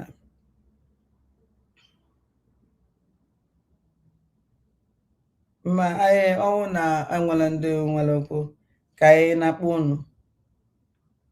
So asim chim Chukwu Di Ya gozela mono nine mmaji kwulu mmaji chim gozela mono nine mmaji kwulu mmaji oya dinu echi nine anyị ka na ịnọtukwu but o nwere ndị nọ na be m and anyị enye ha attention kwezuru ezu mara ụma. So ụmụnne m asị m ụnụ kachi phone ndị niile wish Merry Christmas. They sent it to you. I want to know they're very careful. They're very, very, very careful because I want to know because and my own you want I because they no careful. Man no kono se je man no kono se ana. Onye on na akpolo na-akwa echi ha azụ onye ọ na-akpọ ụlọ onwekwa onye na-echi ha azụ nobody is coming back akpụrụkwa gị akpụrụgo gị ogbugbu ka a na-egbu ọgwụ si efe nchọrọ ime ka ụnụ mara ka ụnụ hafụ ịba n'aka ndị ọjọọ a ka ụnụ hafụ ịba n'aka these evil people na-egbu ndị be anyị na-ewekọrọ their particulars ka ụnụ hafụ ịba into the mess. Hello. And but happy Christmas. Yes, MSC gum. Okay, I'm gonna have the mom to comment here, but maybe but comment to a more of life. Okay, because Omajana, I make a loan. Oshiri Hezere, and me wish. Ndị niile Jobi na-achọ Biafra. Ana m wish all niile happy Christmas and New Year in advance. Ụnụ ncha ụmụ aja a na-akọghị mmiri afọ nke na-abịa abịa.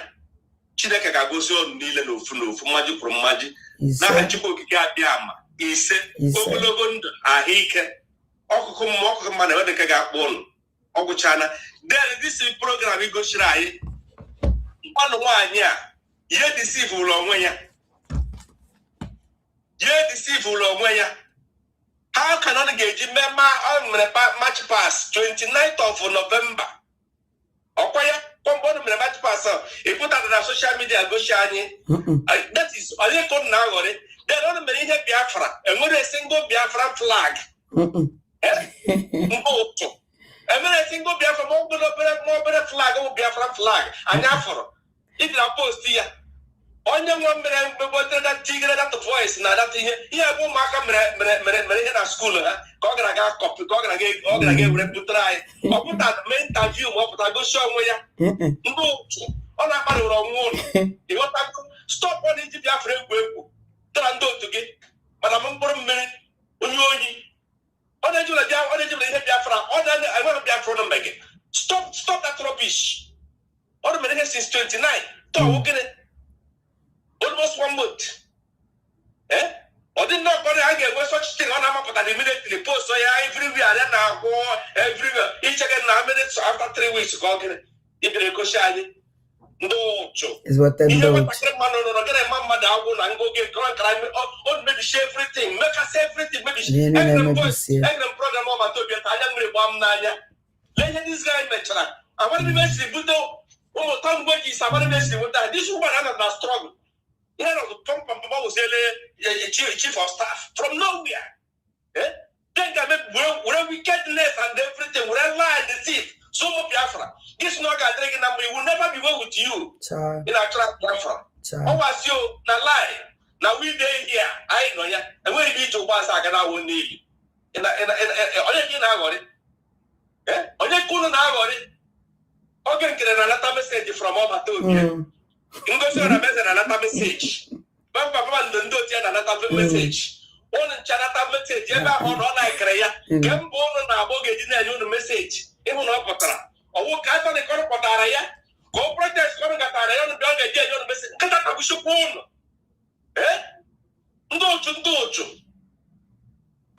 you people, person, only come on a great deceive limb. Get deceive on don't let deceive.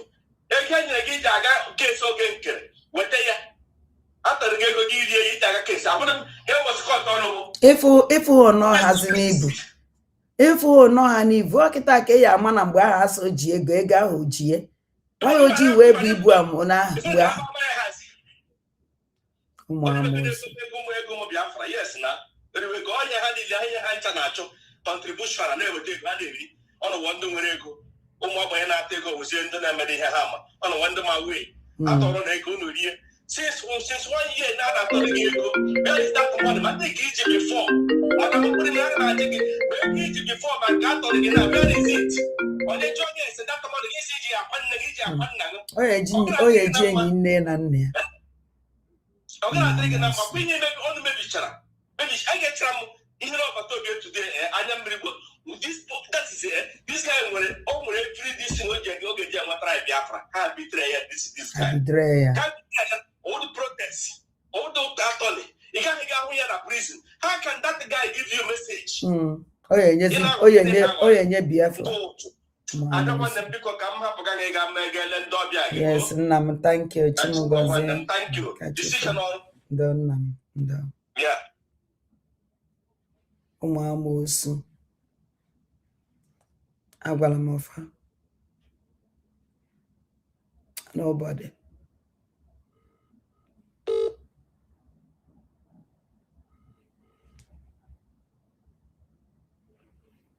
Hello? Hello? Anna Mbadama. Hello? Hello, Anna Mbadama. Mbadama. Mbadama, that way. There. I don't know. Anna. Ọla dị ọkụ dị egwu. Ọ dịka onwe ọkụ. Ama m na ịdara iberibe gị taa. Amakwa m ebe okwu esi. Isi na ịma na m mere gịnị? Ịdara iberibe gị taa maka na anyị gwara na Krismas ịma na onye ọbụla nọ n'ụwa nwere mgbe ọ na-adị daa iberibe ya nwee obi aṅụrị ya ndị ochie. Mba adariri m ya adarisiri ya adarisi. And adachabeghị m because m finish eketa eje ndawakwu ya. Call ga-adị nke dara onwe gị iberibe gị dịrị onwe gị obi aṅụrị. Yes. Maka na Ojiọfọ ga-ana. Ojiọfọ ga-ana. Okwu atọ m iche. Maka na ọ bụ onye mkpọsara ihe ọ kpọsara ma ihe ọ kpọsara. Onye mkpọsara ihe ọ kpọsara ga-ebu ihe ọ kpọsara na. Otu aka ọ dị.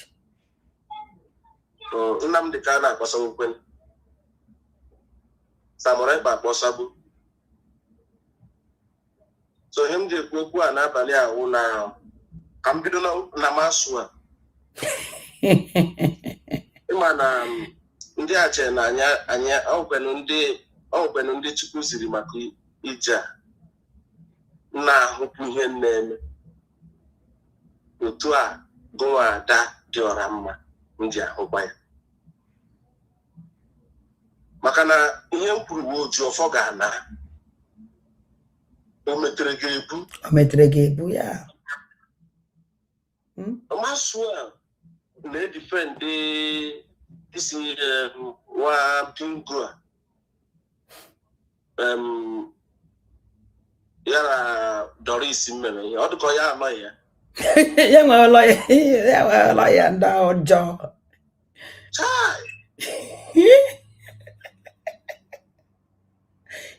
Social media lawyer.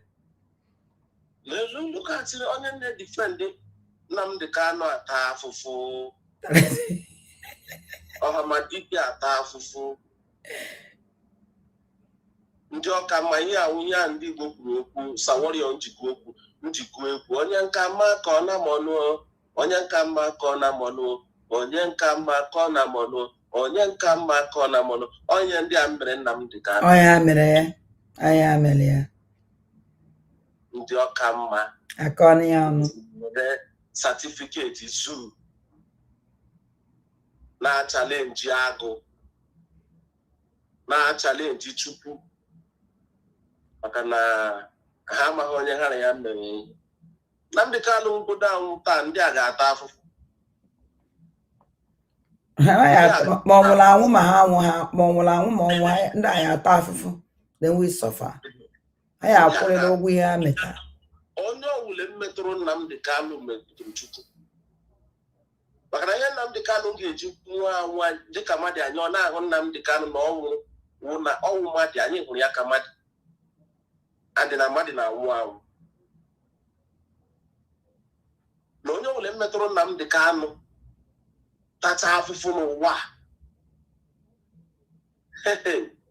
Nnamdị Kanụ o nwere mgbe o kwuru okwu si na ọnwụ ya chịkọtacha ihe niile aga arọ Chukwu ebe ndị Igbo na-akpọkwu Chukwu n'arọ niile.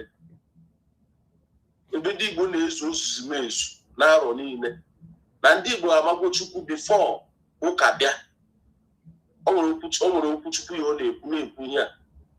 na ndị Igbo amago Chukwu before ụka bịa na ya mere ndị Igbo m ji gụọ arọ Chukwu ịmakwa na ọ bụla obodo nọ n'ala Igbo a na-akpọ arọ Chukwu ọkwa ebe ọ sị ya alụ Chineke temple. Yes. The highest temple.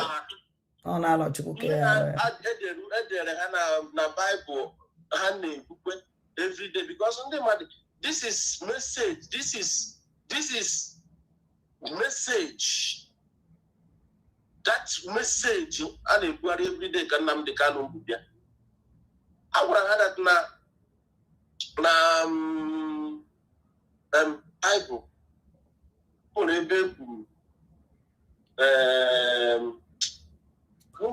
ha si kwuo ya. Nna ihe ebe okwu ga nke biko nwere ndị na-eche m biko nna m biko. Arajọra ma ihe mebedere wu na onye metụrụ Nnamdi Kanu anyị nwụcha mmadụ adapụrụ m iberibe m taa. Mana ihe m ji ekwu okwu a ọkwa ịhụrụ ihe Maxwell na-edefend this guy. Ihe ekwesịghị defend. Ihe ekwesịghị defend. The kind of caliber of idiot who na-defend Ọhamadike. People of lies and deceit. People of corrupt identity. And the only one who knows you cannot defend Nnamdi Kanu. Never. If you are not truthful person, if you are not called by the God, by Chukwu Di Ya, you will defend Nnamdi Kanu. He's your supreme. And you cannot defend your supreme. Exactly. That's why Nnamdi Kanu remain my supreme leader. He is our supreme leader. So onye ọbụla metụrụ Nnamdi Kanu chewe ikpe ya na-abịa. Anyị na-afụkwa ihe m ga-eme. Agwara m ndị mmadụ na ọ ga-enwe mgbe ọ ga-eru. Igbo wu, particularly Igbo, Biafra's wu an identity that is lacking. All Chukwu Okike Abiama nwere that map. Map niile nọ n'ụwa is being originated by Chukwu Okike Abiama. So Biafra wu and a map that Chukwu Okike Abiama nwere enwe. And all the means a na-achọ ya achọ na ihe ahụ kere eke. And all ya wabịara ọgụ a. And ọ ga-alụzi ọgụ ya. Nnamdi Kanu na-ebugbu amụma. Ama ashehe ama ya nke o kwuru ọ bịara mesu nshaha bịa towetekwa ọzọ. Maka na ha ncha ga-abịarịrị na mmezu. Maxwell gbada anya o metere buru sọsọ ya onye ọdụ nnọkwa maagụ ọ n'ọfọ. O metere buru Maxwell o metere buru ya buru na eki ya buru n'ori ya buru n'afọ ya buru n'akwụ. Ise Ngozi Ọrabaeze dịka agadi ọra mma ukwu.